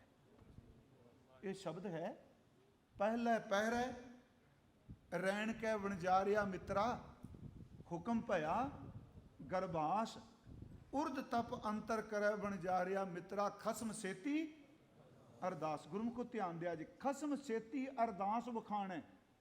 यदा मतलब आप सतगुरु, सानू तो पता नहीं जी भी कि असी तो बाणी चो पढ़ने, भावें अज के कहन लग पे जी माँ के पेट साइंस आ नहीं मानती, साइंस आ। मैं तुहानू एक बेनती करा, साइंस सब कुछ खंडन कर जाए, मेरी अनपढ़ते समझो, अरदास करियो जे अपने गुरु ते कदी शक ना हो, जिन्हें बेड़ा पार करना है। ਗੁਰੂ ਨਾਨਕ ਸਾਹਿਬ ਬਚਨ ਕਰ ਰਿਹਾ ਵੀ ਬੰਦਿਆ ਤੂੰ ਖਸਮ ਸੇਤੀ ਅਰਦਾਸ ਵਖਾਣੇ ਉਰਦ ਧਿਆਨ ਲਿਵ ਲਾਗਾ। ਤਿੰਨ ਸ਼ਬਦ ਨੇ, ਅਰਦਾਸ, ਲਿਵ ਤੇ ਧਿਆਨ। ਕੀ ਕਾਰਨ? ਭਾਈ ਸਾਹਿਬ ਨੇ ਅਰਦਾਸ ਕਰਨਗੇ, ਅਸੀਂ ਕਹਿੰਦੇ ਹਾਂ ਅਰਦਾਸ ਕਰਨ ਦੀ ਸਰੀਰਕ ਮੁਦਰਾ ਵੀ ਹੈ ਜੀ। ਗੁਰਬਾਣੀ ਨੇ ਦੋ ਗੱਲਾਂ ਕਹੀਆਂ ਨੇ, ਇੱਕ ਤਾਂ ਸੱਚੇ ਪਾਤਸ਼ਾਹ ਨੇ ਜੀ ਕੀ ਕਿਹਾ, ਖਲੇ ਕੀਚੈ ਅਰਦਾਸ, ਖਲੋ ਕੇ ਅਰਦਾਸ ਕਰੋ। ਕਈ ਵਾਰੀ ਖਾਂ ਸਰੀਰ ਜਦੋਂ ਸਾਥ ਨਾ ਦੇ ਫਿਰ ਬੇਨਤੀ ਜਿੱਦ ਨਹੀਂ ਕਰਨੀ, ਅਰਦਾਸ ਤਾਂ ਅੰਤਲੇ ਸਾਹ ਤੇ ਵੀ ਹੋ ਸਕਦੀ ਹੈ। ਦੂਜਾ ਤਰੀਕਾ ਦੱਸਿਆ ਇਹ ਬਾਹਰਮੁਖੀ ਹੈ, ਇੱਕ ਤਾਂ ਖਲੇ ਕੀਚੈ ਅਰਦਾਸ, ਦੂਜਾ ਹੈ ਦੋਏ ਕਰ ਜੋੜ ਕਰੂੰ ਅਰਦਾਸ। ਬਾਣੀ 'ਚ ਇਹ ਵੀ ਹੁੰਦਾ ਦੋਏ ਕਰ ਜੋੜ ਕਰੀ ਅਰਦਾਸ, ਕਰੂੰ ਕਰੀ। ਇਹ ਆਪਾਂ ਹੱਥ ਜੋੜਨੇ, ਸਾਰੇ ਜੋੜਨੇ ਆ ਜੀ। ਜਿੰਨੇ ਸਰੀਰ ਦੇ ਐਕਸ਼ਨ ਕਰਨੇ ਆ ਇਹਦੇ ਅੰਦਰ ਦੇ ਅਰਥ ਨੇ। ਜਦੋਂ ਅੰਦਰ ਦੇ ਅਰਥ ਗਵਾਚ ਜਾਂਦੇ ਨੇ ਸਰੀਰ ਦੇ ਐਕਸ਼ਨ ਪਖੰਡ ਬਣ ਜਾਂਦੇ ਨੇ। ਫਿਰ ਸੁਣੋ, ਇੱਕ ਪਾਸੇ ਬਾਣੀ ਕਹਿੰਦੀ ਮੱਥਾ ਟੇਕੋ, ਬੰਦਨਾ ਹਰ ਬੰਦਨਾ ਗੁਣ ਗਾਵੋ ਗੋਪਾਲ। ਗੁਰੂ ਰਾਮਦਾਸ ਰੋਜ਼ ਬਚਨ ਕਰ ਰਿਹਾ ਕਿ ਕਰ ਸਾਧੂ ਅੰਜਲੀ ਵੱਡਾ ਪੁੰਨ, ਹੱਥ ਜੋੜਿਆ ਕਰ। ਕਰ ਸਾਧੂ ਅੰਜਲੀ ਪੁੰਨ ਵੱਡਾ, ਕੇ ਕਰ ਡੰਡੌਤ ਪੁੰਨ ਵੱਡਾ। ਇਹ ਮੰਡਨ ਹੋਇਆ ਨਾ, ਹੱਥ ਵੀ ਜੋੜ ਤੇ ਮੱਥਾ ਵੀ ਟੇਕ। ਤੇ ਆਸਾਂ ਕੀ ਵਾਰ ਕਹਿ ਰਹੀ ਏ, ਸੀਸ ਨਵਾਇਆ ਕਿਆ ਥੀਏ ਜਾਂ ਹਿਰਦੈ ਕੁਸੁੱਧੇ ਜਾਏ। ਜੇ ਅੰਦਰ ਕਪਟ ਹੈ ਤੂੰ ਹੱਥ ਜੋੜ ਜੋੜ ਕੇ ਮੱਥੇ ਰਗੜੀ ਜਾਣਾ, ਬਸ ਇੱਥੇ ਦਾਗ ਪੈਣਾ। ਤੇ ਜੇ ਤੇਰਾ ਹਿਰਦਾ ਸ਼ੁੱਧ, ਤੇਰੇ ਹੱਥ ਜੁੜ ਗਏ ਤੇ ਰੱਬ ਦਾ ਬੂਹਾ ਟੁੱਟ ਜਾਏਗਾ। ਮੈਂ ਫਿਰ ਬੇਨਤੀ ਕਰਾਂਗਾ, ਇੱਕ ਹੱਥ ਜੋੜ ਕੇ, ਦੂਜਾ ਮੱਥਾ ਟੇਕ ਕੇ। ਮੈਂ ਬਾਬਾ ਜੀ ਦੇ ਅਸਥਾਨ ਤੇ ਜਾਣਾ, ਪਾਹੂਵਿੰਡ, ਹਰ ਸਾਲ ਕਥਾ ਕਰਨ ਬਾਬਾ ਦੀਪ ਸਿੰਘ ਦੇ ਜਨਮ ਦਿਹਾੜੇ। ਉੱਥੇ ਮੈਂ ਇੱਕ ਬੇਨਤੀ ਕਰਕੇ ਆਇਆ, ਪਰਿਕਰਮਾ 'ਚ ਲੰਘਨੇ ਨਾ ਬਾਬਾ ਜੀ ਦਾ ਸ਼ਹੀਦਗੰਜ, ਮੱਥਾ ਟੇਕਣੇ ਆ। ਤੇ ਮੈਂ ਇੱਕ ਦਿਨ ਸੋਚਿਆ, ਮੈਂ ਕਿਹਾ ਇਹ ਸਾਰੇ ਕਥਾ 'ਚ ਕਹਿੰਦੇ ਆ ਬਾਬਾ ਜੀ ਨੇ ਮੱਥਾ ਟੇਕਿਆ, ਇੱਥੇ ਟੇਕਿਆ ਨਾ। ਇਹ ਉਹਨਾਂ ਦਾ ਸੀਸ ਤਾਂ ਆਪਾਂ ਦੇਖਦੇ ਟਾਹਲਾ ਸਾਹਿਬ ਜਿੱਥੇ ਵੀ ਉੱਥੇ ਉਤਰਦਾ। ਹਾਂਜੀ, ਚੁੱਕ ਲੈਂਦੇ ਆ, ਚੇਤੇ ਰੱਖਿਓ, ਚੁੱਕਦੇ ਆ, ਮੈਂ ਕਹਿ ਰਿਹਾ, ਤੁਰਦੇ ਆ। ਤੇ ਸ਼ਹੀਦਗੰਜ ਜਿੱਥੇ ਤੇ ਸੰਸਕਾਰ ਹੋਇਆ, ਸੁਲਤਾਨਵਿੰਡ ਜਿੱਥੇ ਸ਼ਹੀਦਾਂ ਤੇ ਸੰਸਕਾਰ ਹੋਇਆ, ਉੱਥੇ ਮੱਥਾ ਟੇਕਿਆ। ਸੱਚੀ ਮੇਰੇ ਮਨ 'ਚ ਆਇਆ, ਮਨਾ ਮੈਂ ਤਾਂ ਰੋਜ਼ ਟੇਕਣਾ। ਸਾਡੇ ਮੱਥੇ ਤੇ ਸਿਰਫ ਮਿੱਟੀ ਦੇ ਨਿਸ਼ਾਨ ਪੈਂਦੇ ਨੇ। ਉਸ ਸ਼ਹੀਦ ਨੇ ਇਹੋ ਜਿਹਾ ਮੱਥਾ ਟੇਕਿਆ, ਉਹ ਰਹਿੰਦੀ ਦੁਨੀਆ ਤੱਕ ਧਰਤੀ ਤੇ ਨਿਸ਼ਾਨ ਪਾ ਦਿੱਤਾ। ਇੱਥੇ ਮੱਥਾ ਟੇਕਿਆ। ਉਰਦੂ ਦਾ ਇੱਕ ਵਿਦਵਾਨ ਕਹਿੰਦਾ, ਨਿਸ਼ਾਨੀ ਸਜੂਦ ਤੇਰੀ ਜ਼ੰਬੀ ਪਰ ਹੁਆ ਤੋ ਕਿਆ। ਜੇ ਤੇਰੇ ਮੱਥੇ ਤੇ, ਮੁਸਲਮਾਨ ਲਈ ਕਹਿ ਰਿਹਾ, ਜੇ ਤੇਰੇ ਮੱਥੇ ਤੇ ਨਮਾਜ਼ ਦਾ ਸਜਦੇ ਦਾ ਨਿਸ਼ਾਨ ਹੈ, ਸਕਨ ਤੇ ਪਿਆ ਤੇ ਕੀ ਪਿਆ, ਕੋਈ ਐਸਾ ਸਜਦਾ ਕਰਕੇ ਜਮੀ ਪਰ ਵੀ ਨਿਸ਼ਾਨ ਰਹੇ। ਇਹੋ ਜਿਹਾ ਮੱਥਾ ਟੇਕ, ਜ਼ਮੀਨ ਤੇ ਨਿਸ਼ਾਨ ਪੈ ਜਾਏ। ਇੱਥੇ ਕਿਸੇ ਨੇ ਮੱਥਾ ਟੇਕਿਆ ਸੀ, ਜਿੱਥੇ ਬਾਬਾ ਜੀ ਨੇ ਮੱਥਾ ਟੇਕਿਆ ਨਾ, ਉੱਥੇ ਕਰੋੜਾਂ ਬੰਦੇ ਮੱਥਾ ਟੇਕ ਚੁੱਕੇ ਆ। ਕਿਹੋ ਜਿਹਾ ਮੱਥਾ ਟੇਕ ਗਏ। ਮੈਂ ਫਿਰ ਬੇਨਤੀ ਕਰ ਲਗਾ, ਅਰਦਾਸ ਹੈ ਉਂਝ ਤਾਂ ਅੱਖਰੀ ਅਰਥ ਅਰਦਾਸ ਦੇ ਬੇਨਤੀ ਪੁਕਾਰ। ਸਾਡੇ ਵਿਦਵਾਨ ਕਹਿੰਦੇ ਅਰਦਾਸ 4 ਅੱਖਰਾਂ, 4 ਹੀ ਬਣੇ ਨੇ, ਐੜਾ ਰਾਰਾ ਦੱਦਾ ਸੱਸਾ। ਮੈਂ ਅਰਥ ਦੇ ਰਿਪੀਟ ਕਰ ਲੱਗਾ। ਐੜੇ ਅੱਖਰ ਦਾ ਸ਼ਬਦ ਬਣਾਇਆ ਅੰਤਰਜਾਮੀ। ਬੜੀ ਵਾਰੀ ਮੈਂ ਕਥਾ ਕੀਤੀ ਇਹਦੀ, ਕੱਲ ਵੀ ਕਰਕੇ ਆਇਆ। ਇਹਦਾ ਅਰਥ ਹੈ, ਜੇ ਤੈਨੂੰ ਨਹੀਂ ਬੋਲਣਾ ਆਉਂਦਾ ਉਦਾਸ ਨਾ ਹੋ ਵੀ ਮੈਂ ਤਾਂ ਅਨਪੜ੍ਹ ਹਾਂ, ਕੋਈ ਗਿਆਨੀ ਲੱਭਾਂ ਤੇ ਅਰਦਾਸ ਕਰੇਗਾ। ਨਹੀਂ ਗੁਰਮੁਖਾ, ਉਹ ਤਾਂ ਗੁੰਗਿਆਂ ਦੀ ਵੀ ਸੁਣਦਾ ਹੈ। ਕੁਛ ਨਹੀਂ ਬੋਲਣਾ ਹੁੰਦਾ, ਤੇਰੇ ਅੰਦਰ ਨੂੰ ਜਾਣਦਾ। ਤੂੰ ਇੰਨੇ ਹੀ ਕਹਿ ਦੇ, ਲੰਘਦਾ ਲੰਘਦਾ ਕਲਗੀ ਵਾਲਿਆ ਸਿੱਖ ਦੀ ਲਾਜ ਰੱਖ ਲਈ, ਇਹ ਵੀ ਅਰਦਾਸ ਬਣ ਜਾਣੀ। ਸਿਰਫ ਐੜਾ ਅੰਤਰਜਾਮੀ। ਅੱਗੇ ਅੱਖਰ ਰਾਰਾ। ਰਾਰੇ ਦਾ ਅਰਥ ਜਿਹਦੇ ਅੱਗੇ ਅਰਦਾਸ ਕਰਨ ਲੱਗਾ ਉਹ ਰਖਵਾਲਾ ਹੈ, ਜਨਮ ਤੋਂ ਪਹਿਲਾਂ ਵੀ ਤੇ ਮਰਨ ਤੋਂ ਬਾਅਦ ਵੀ। ਤਿੱਥੈ ਤੂੰ ਸਮਰੱਥ ਜਿੱਥੈ ਕੋਏ ਨਾਹੀਂ, ਉੱਥੇ ਰੱਖ ਹੈ ਨਾ, ਰਾਰਾ ਹੈ। ਉੱਥੇ ਤੇਰੀ ਰੱਖ ਅਗਨੀ ਉਦਰ ਮਾਏ, ਸੁਣ ਕੇ ਜਮ ਕੇ ਦੂਤ ਨਾਏ ਤੇਰੇ ਛੜ ਜਾਏ। ਰਾਰਾ ਰਾਖਾ। ਤੀਸਰਾ ਅੱਖਰ ਦੱਦਾ। ਦੱਦੇ ਦਾ ਅਰਥ ਦਾਤਾ। ਦੱਦਾ ਦਾਤਾ ਇੱਕ ਹੈ। ਚੌਥਾ ਅੱਖਰ ਸੱਸਾ। ਸੱਸੇ ਦਾ ਅਰਥ ਉਹ ਬੰਦਿਆ ਇੱਕ ਇੱਕ ਸਹਾਰਾ ਟੁੱਟਣਾ। ਟੁੱਟਣਾ ਜੀ, ਘਰ 'ਚ ਰਹਿੰਦੇ ਆ, ਮੌਤ ਤਾਂ ਹੀ ਟੁੱਟਣਾ ਨਹੀਂ। ਪੁੱਤਰ ਧੀਆਂ ਇਸਤਰੀ ਪਤੀ ਸਾਰੇ ਟੁੱਟਣਾ ਨਹੀਂ। ਇੱਥੋਂ ਤੱਕ ਆ ਸਰੀਰ ਜਿਹੜਾ ਲੈ ਕੇ ਆਏ, ਇਹ ਵੀ ਆਸਰਾ ਟੁੱਟਣਾ ਹੈ। ਇਹਨੂੰ ਵੀ ਕਿਸੇ ਨੇ ਚੁੱਕ ਕੇ ਕੱਪੜੇ ਪਵਾਣੇ ਨੇ। ਜਿੱਦਣ ਸਾਰੇ ਸਹਾਰੇ ਮੁੱਕ ਜਾਣਗੇ, ਅਰਦਾਸ ਕਰੀ ਤੇਰਾ ਸਹਾਰਾ ਸਰੀਰ ਟੁੱਟਣ ਤੋਂ ਬਾਅਦ ਵੀ ਨਹੀਂ ਮੁੱਕੇ। ਅਰਦਾਸ ਇਹੀ ਕਾਰਨ ਮੈਂ ਕਈ ਵਾਰੀ ਕਹਿਣਾ, ਜਦੋਂ ਬੰਦੇ ਦਾ ਸੰਸਕਾਰ ਕਰੇ, ਫਿਊਨਲ ਤੇ ਜਾਏ, ਤੇ ਉਸ ਤੋਂ ਬਾਅਦ ਕਿਉਂ ਭਾਈ ਜੀ ਕਹਿੰਦੇ ਆ, ਭਾਈ ਸਾਹਿਬ ਦਾਤਾ ਆਪਣੇ ਚਰਨਾਂ 'ਚ ਨਿਵਾਸ ਦੇਈ। ਤਰਕ ਵਾਲਾ ਕਹੇਗਾ ਸਾੜ ਕੇ ਆਇਆ। ਨਹੀਂ ਨਹੀਂ, ਸਿੱਖ ਦੀ ਅੰਦਰ ਦਾ ਵਿਸ਼ਵਾਸ ਕਹਿੰਦਾ ਹੈ ਕਿ ਮਿਰਤ ਮੰਡਲ 'ਚ ਕੀਤੀ ਹੋਈ ਅਰਦਾਸ ਉਸ ਰੂਹ ਦਾ ਭਲਾ ਕਰਦੀ ਹੈ। ਤਾਂ ਹੀ ਸ਼ਬਦ ਵਰਤੇ ਨੇ। ਫਿਰ ਅਰਜ਼ ਕਰਾਂਗਾ, ਸੁਣਿਓ। ਅਰਦਾਸ ਸਤਿਗੁਰਾਂ ਨੇ ਇੱਥੇ ਮੈਂ ਥੋੜਾ ਨਿਕਲਿਆ ਇਸ ਕਰਕੇ ਵੀ ਅਰਜ਼ ਗੁਰੂ ਸਾਹਿਬ ਬੇਨਤੀ ਕਰ ਰਹੇ। ਜਦੋਂ ਸਤਿਗੁਰੂ ਇਹ ਤੁਰੇ ਨਾ ਜੀ ਰਾਏ ਭੋਜ ਦੀ ਤਲਵੰਡੀ ਤੋਂ, ਤੇ ਰਾਏ ਬੁਲਾਰ ਜੀ ਮਹਾਰਾਜ ਨੂੰ ਵਿਦਿਆ ਕਰਨਾ ਹੈ, ਕਿਉਂਕਿ ਰਾਏ ਬੁਲਾਰ ਬਹੁਤ ਪਿਆਰ ਕਰਦੇ ਸਨ ਸਤਿਗੁਰੂ ਨੂੰ। ਆਪ ਨੂੰ ਪਤਾ ਹੋਣਾ 10 ਦਿਨ ਕਥਾ ਵਾਲੇ ਇੱਥੇ ਜਨਮ ਸਾਖੀ ਤਾਂ ਇੰਨੇ ਮਿੱਠੇ ਬੋਲ ਨੇ ਨਾ। ਇੱਕ ਦਿਨ ਬਾਬਾ ਕਾਲੂ ਸਾਹਿਬ ਜੀ ਨੂੰ ਬੁਲਾ ਲਿਆ, ਰਾਏ ਬੁਲਾਰ ਕੋਲ ਬੁਲਾਇਆ। ਉਦਨ ਜਿੱਦਨ ਰੁੱਖ ਦੀ ਛਾਂ ਨਹੀਂ ਢਲੀ, ਕੋਲ ਬੁਲਾ ਕੇ ਕਹਿੰਦੇ ਨੇ, ਕਾਲੂ ਬਾਬਾ ਜੀ ਦੇ ਮਨ ਸੀ, ਬਾਬਾ ਕਾਲੂ ਜੀ ਦੇ ਕਿਤੇ ਅੱਜ ਕੋਈ ਗੱਲ ਤਾਂ ਨਹੀਂ ਕੀਤੀ ਨਾਨਕ ਨੇ ਵੀ ਕੋਈ ਉਲਾਮਾ ਨਾ ਹੋਵੇ। ਕਹਿਣ ਲੱਗੇ, ਕਾਲੂ ਅੱਜ ਮੈਂ ਇੱਕ ਕੌਤਕ ਦੇਖਿਆ ਨਾਨਕ ਦਾ। ਇਹ ਸ਼ਬਦ ਕਹੇ, ਕੀ ਦੇਖਿਆ? ਅੱਖਾਂ ਭਰ ਕੇ ਕਹਿੰਦੇ, ਬਸ ਇੱਕੋ ਕੰਮ ਕਰੀ, ਦੇਖੀ ਕਿਤੇ ਨਾਨਕ ਨੂੰ ਫਿੱਟ ਮਾਰਨਾ ਆਖਦਾ ਹੋਵੇ। ਬਜ਼ੁਰਗ ਕਹਿ ਰਿਹਾ, ਫਿੱਟ ਮਾਰਨਾ ਆਖਦਾ ਹੋਵੇ। ਅਗਲੇ ਸ਼ਬਦ ਕਹਿੰਦਾ, ਇਹ ਮਹਾਂਪੁਰਖ ਹੈ ਹੀ, ਇਹਦੇ ਕਰਕੇ ਮੇਰਾ ਸ਼ਹਿਰ ਵਸਦਾ ਹੈ। ਏਡੇ ਸ਼ਰਧਾ ਵਾਲੇ, ਇਕੱਲੀ ਸ਼ਰਧਾ ਨਹੀਂ ਉਹਨੇ ਦਿਖਾਈ, ਇਹ ਮਹਾਂਪੁਰਖ ਹੈ ਹੀ, ਇਹਦੇ ਕਰਕੇ ਮੇਰਾ ਸ਼ਹਿਰ ਵਸਦਾ ਹੈ। ਅਗਲਾ ਸ਼ਬਦ, ਤੂੰ ਧਨ ਹੈ, ਤੇਰਾ ਪੁੱਤਰ ਬਣ ਕੇ ਆਇਆ, ਮੈਂ ਧਨ ਹਾਂ, ਮੇਰੇ ਜਿਉਂਦੇ ਜੀ ਮੈਂ ਦੇ ਦੀਦਾਰ ਕੀਤੇ ਆ। ਜਿਸ ਦਿਨ ਸੱਚਾ ਸੌਦਾ ਕੀਤਾ, ਉੱਥੋਂ ਦੇ ਸਿੱਖ ਪਸ਼ੌਰੀਏ ਦੱਸਦੇ ਆ, ਪਾਕਿਸਤਾਨ 1500 ਮੁਰੱਬਿਆਂ ਦਾ ਮਾਲਕ ਹੋਏ। ਇੱਥੇ ਤਾਂ ਲੋਕੀ ਗੁਰਦੁਆਰਿਆਂ ਦੀ ਪੈਲੀ ਵਾਈ ਜਾਂਦੇ ਆ, ਉੱਥੇ ਸੱਚਾਈ ਹੈ ਨਾ।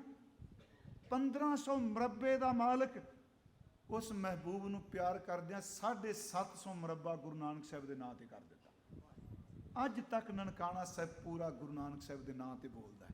ਤੁਹਾਨੂੰ ਪਤਾ ਨਾ, ਰਜਿਸਟਰੀ ਨਹੀਂ ਹੁੰਦੀ, ਅਸਟਾਮ ਲੱਗਦਾ ਹੈ। ਜਦੋਂ ਮਹਾਰਾਜ ਤੁਰ ਲੱਗੇ, ਉਹ ਵਿਦਿਆ ਕਰਨ ਆਇਆ ਆਪ, ਤੇ ਬੇਬੇ ਨਾਨਕੀ ਦਾ ਰਿਸ਼ਤਾ ਵੀ ਰਾਏ ਬੁਲਾਰ ਜੀ ਨੇ ਕਰਾਇਆ ਸੀ। ਆਪ ਨੂੰ ਪਤਾ ਹੋਣਾ ਹੈ, ਦੌਲਤ ਖਾਂ ਤੇ ਰਾਏ ਬੁਲਾਰ ਆਪਸ 'ਚ ਰਿਸ਼ਤੇਦਾਰ ਨੇ। ਇਹ ਰਿਸ਼ਤਾ ਵੀ ਰਾਏ ਬੁਲਾਰ ਜੀ ਨੇ ਕਰਾਇਆ।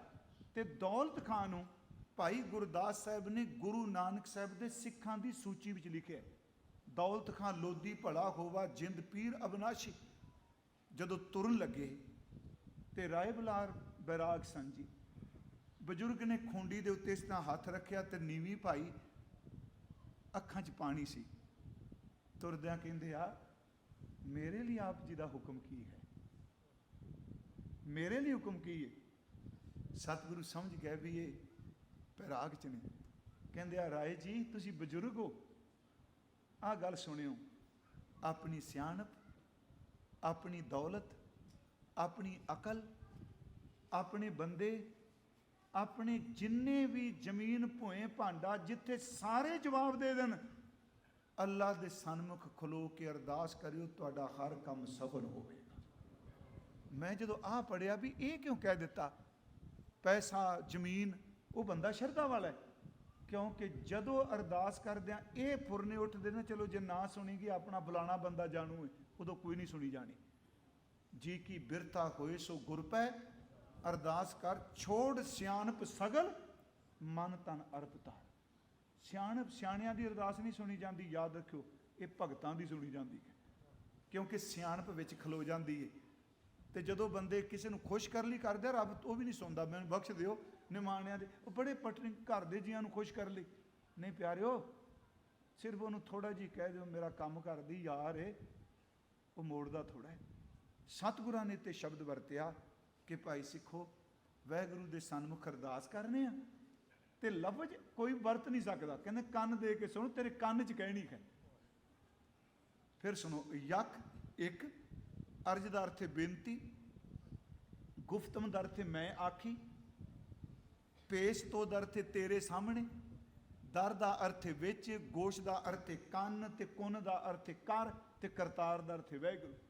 ਹੇ ਕਰਤਾਰ, ਇੱਕ ਬੇਨਤੀ, ਇੱਕ ਅਰਜ਼ ਮੈਂ ਆਖੀ ਤੇ ਤੁਸੀਂ ਤੁਹਾਡੇ ਸਾਹਮਣੇ ਆਖੀ ਤੇ ਤੁਸੀਂ ਕੰਨ ਦੇ ਕੇ ਮੇਰੀ ਗੱਲ ਸੁਣੋ।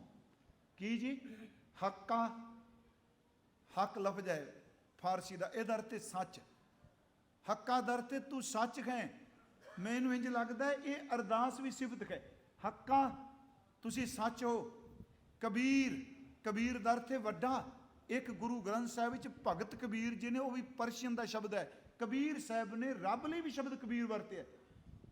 ਉਹ ਇੱਕ ਸ਼ਲੋਕ ਆਉਂਦਾ, ਕਬੀਰ ਕਸਤੂਰੀ ਭਇਆ ਭਵਰ ਭੈ ਸਬਦਾਸ, ਜਿਉਂ ਜਿਉਂ ਭਗਤ ਕਬੀਰ ਕੀ ਤਿਉਂ ਤਿਉਂ ਰਾਮ ਨਿਵਾਸ। ਉੱਥੇ ਕਬੀਰ ਦਾ ਅਰਥ ਵੱਡਾ। ਇਸਲਾਮ ਵਿੱਚ ਜਿਹੜੇ 99 ਨਾਮ ਰੱਬ ਜੀ ਦੇ ਲਿਆ, ਉਹਦੇ ਵਿੱਚ ਕਬੀਰ ਇੱਕ ਨਾਮ ਹੈ, ਪਰ ਅੱਲਾਹੂ ਅਕਬਰ ਉਹ ਸਭ ਤੋਂ ਵੱਡਾ ਹੈ। ਮਹਾਰਾਜ ਕਹਿ ਰਹੇ ਨੇ ਹੱਕਾ ਤੂੰ ਸੱਚ ਹੈ। ਮੈਂ ਤੂੰ ਲਫ਼ਜ਼ ਆਪਣੇ ਕੋਲੋਂ ਲਾਈ ਜਾਣਾ, ਹੁਣ ਯਾਦ ਰੱਖਿਓ, ਅਰਥ ਕਰ ਲੈ। ਕਬੀਰ ਤੁਸੀਂ ਸਭ ਤੋਂ ਵੱਡੇ ਹੋ, ਤੇਰੇ ਤੋਂ ਵੱਡਾ ਕੋਈ ਨਹੀਂ।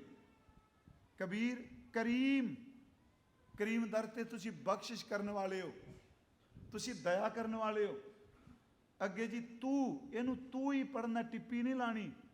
ਟਿੱਪੀ ਮਾਤਰਾ ਵਧਾਉਂਦੀ ਏ। ਇਹ ਜਿਹੜੇ ਪੋਇਟਰੀ ਸਮਝਦੇ ਆ, ਕਿਉਂਕਿ ਮੈਂ ਆਪਣੀ ਗੱਲ ਕਰ ਰਿਹਾ, ਮੈਂ ਇੰਨੀ ਬਾਣੀ ਜਦੋਂ ਪੜ੍ਹਨਾ ਸੱਚੀ ਲੋ ਪਤਾ ਨਹੀਂ ਕਿੰਨਾ ਕੁ ਆਪਣੇ ਕੋਲੋਂ ਅਸ਼ੁੱਧੀਆਂ ਹੁੰਦੀਆਂ ਪਈਆਂ ਨੇ। ਮੈਂ ਇੱਕ ਵਾਰੀ ਇੱਥੇ ਕਿਹਾ ਸੀ, ਇਹ ਸੋਚੈ ਸੋਚ ਨਾ ਨਹੀਂ ਹੈਗਾ ਉੱਥੇ, ਉੱਥੇ ਸਿਰਫ ਨੰਨਾ ਲਘੂ ਮਾਤਰਾ ਹੈ। ਕੰਨਾ ਲਾਉਂਦੇ ਆ ਪੋਇਟਰੀ ਦੀ ਮਾਤਰਾ ਵੱਧ ਜਾਂਦੀ। ਇੱਕ ਅੱਖਰ ਮਾਪ ਕੇ ਲਿਖਿਆ ਹੋਇਆ ਇੱਥੇ ਤੂੰ, ਹਾਲਾਂਕਿ ਅੱਗੇ ਤੂੰ ਵੀ ਆਉਂਦਾ। ਤੂੰ ਇਹਦਾ ਲਫ਼ਜ਼ੀ ਅਰਥ ਤੂੰ ਹੀ ਹੈ। ਹੱਕਾ ਕਬੀਰ ਤੁਸੀਂ ਸੱਚ ਹੋ, ਤੁਸੀਂ ਸਭ ਤੋਂ ਵੱਡੇ ਹੋ, ਤੁਹਾਡੇ ਤੋਂ ਵੱਡਾ ਬਖਸ਼ਿਸ਼ ਕਰਨ ਵਾਲਾ ਨਹੀਂ। ਹੱਕਾ ਕਬੀਰ ਕਰੀਮ ਤੂੰ।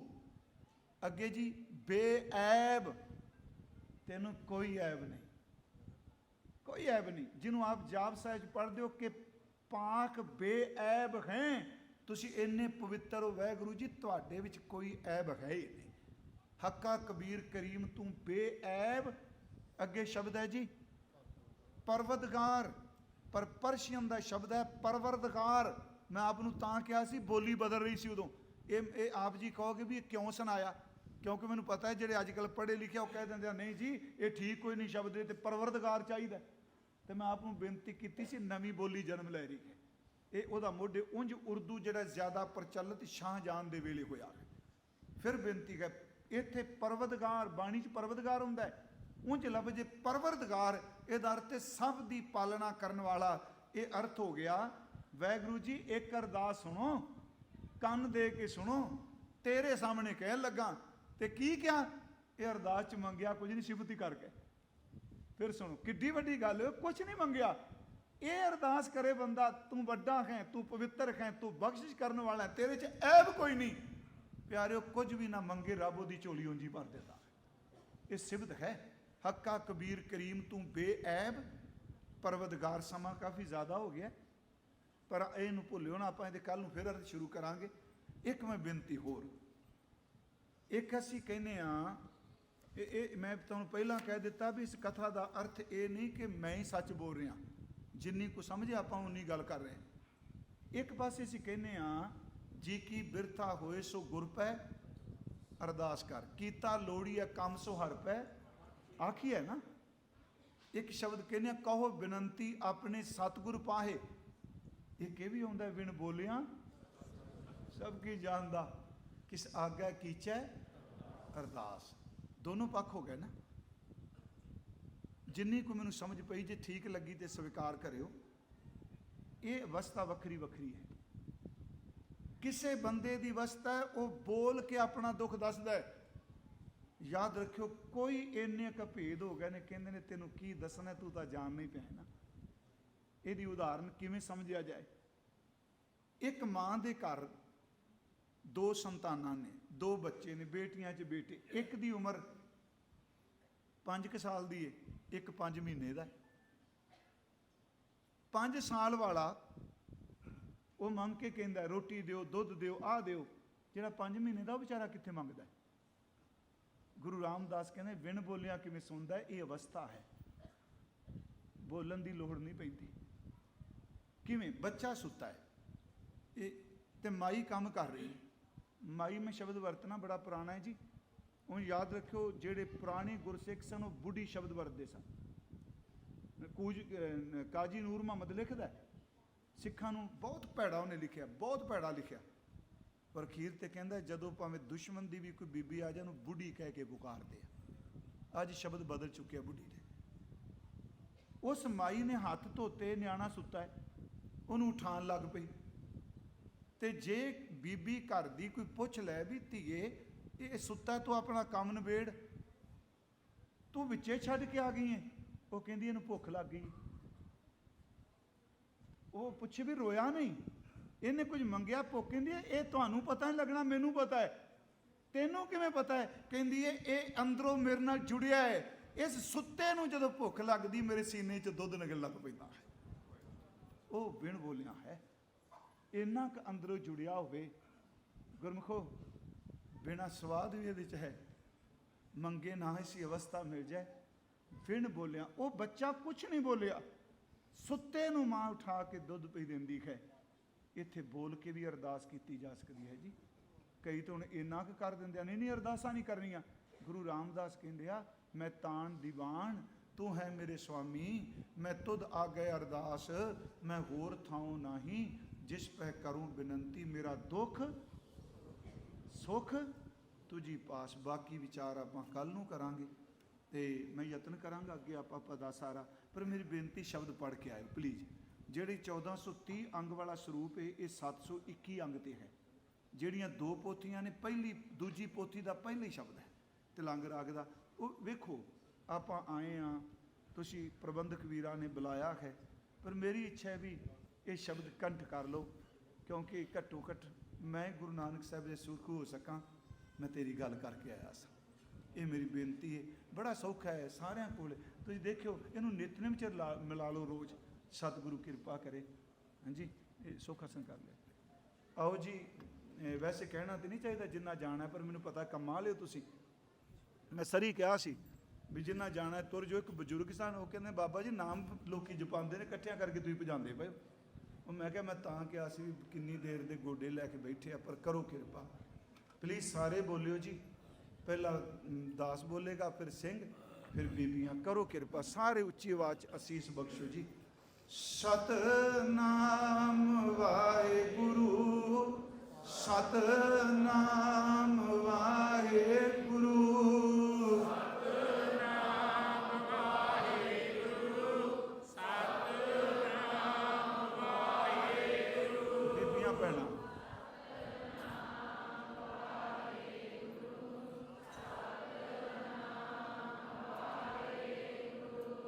ਸਤਨਾਮ ਵਾਹਿਗੁਰੂ, ਸਤਨਾਮ ਵਾਹਿਗੁਰੂ,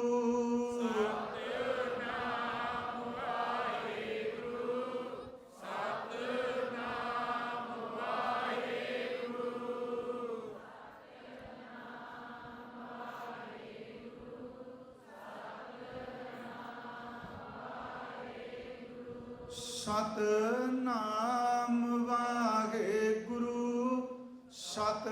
ਸਤਨਾਮ ਵਾਹਿਗੁਰੂ,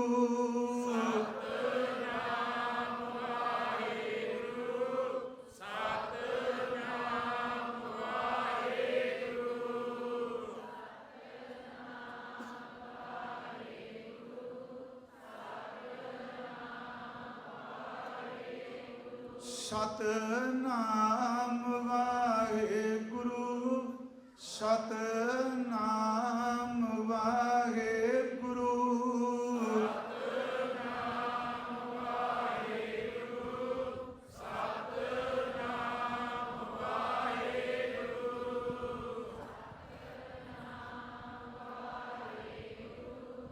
ਸਤਨਾਮ ਵਾਹਿਗੁਰੂ, ਮੈਂ ਬੇਨਤੀ ਕੀਤੀ ਉੱਚੀ ਦਾ ਮਤਲਬ ਇਹ ਨਹੀਂ ਆਪਾਂ ਕੋਈ ਕੰਪੀਟੀਸ਼ਨ ਹੈ।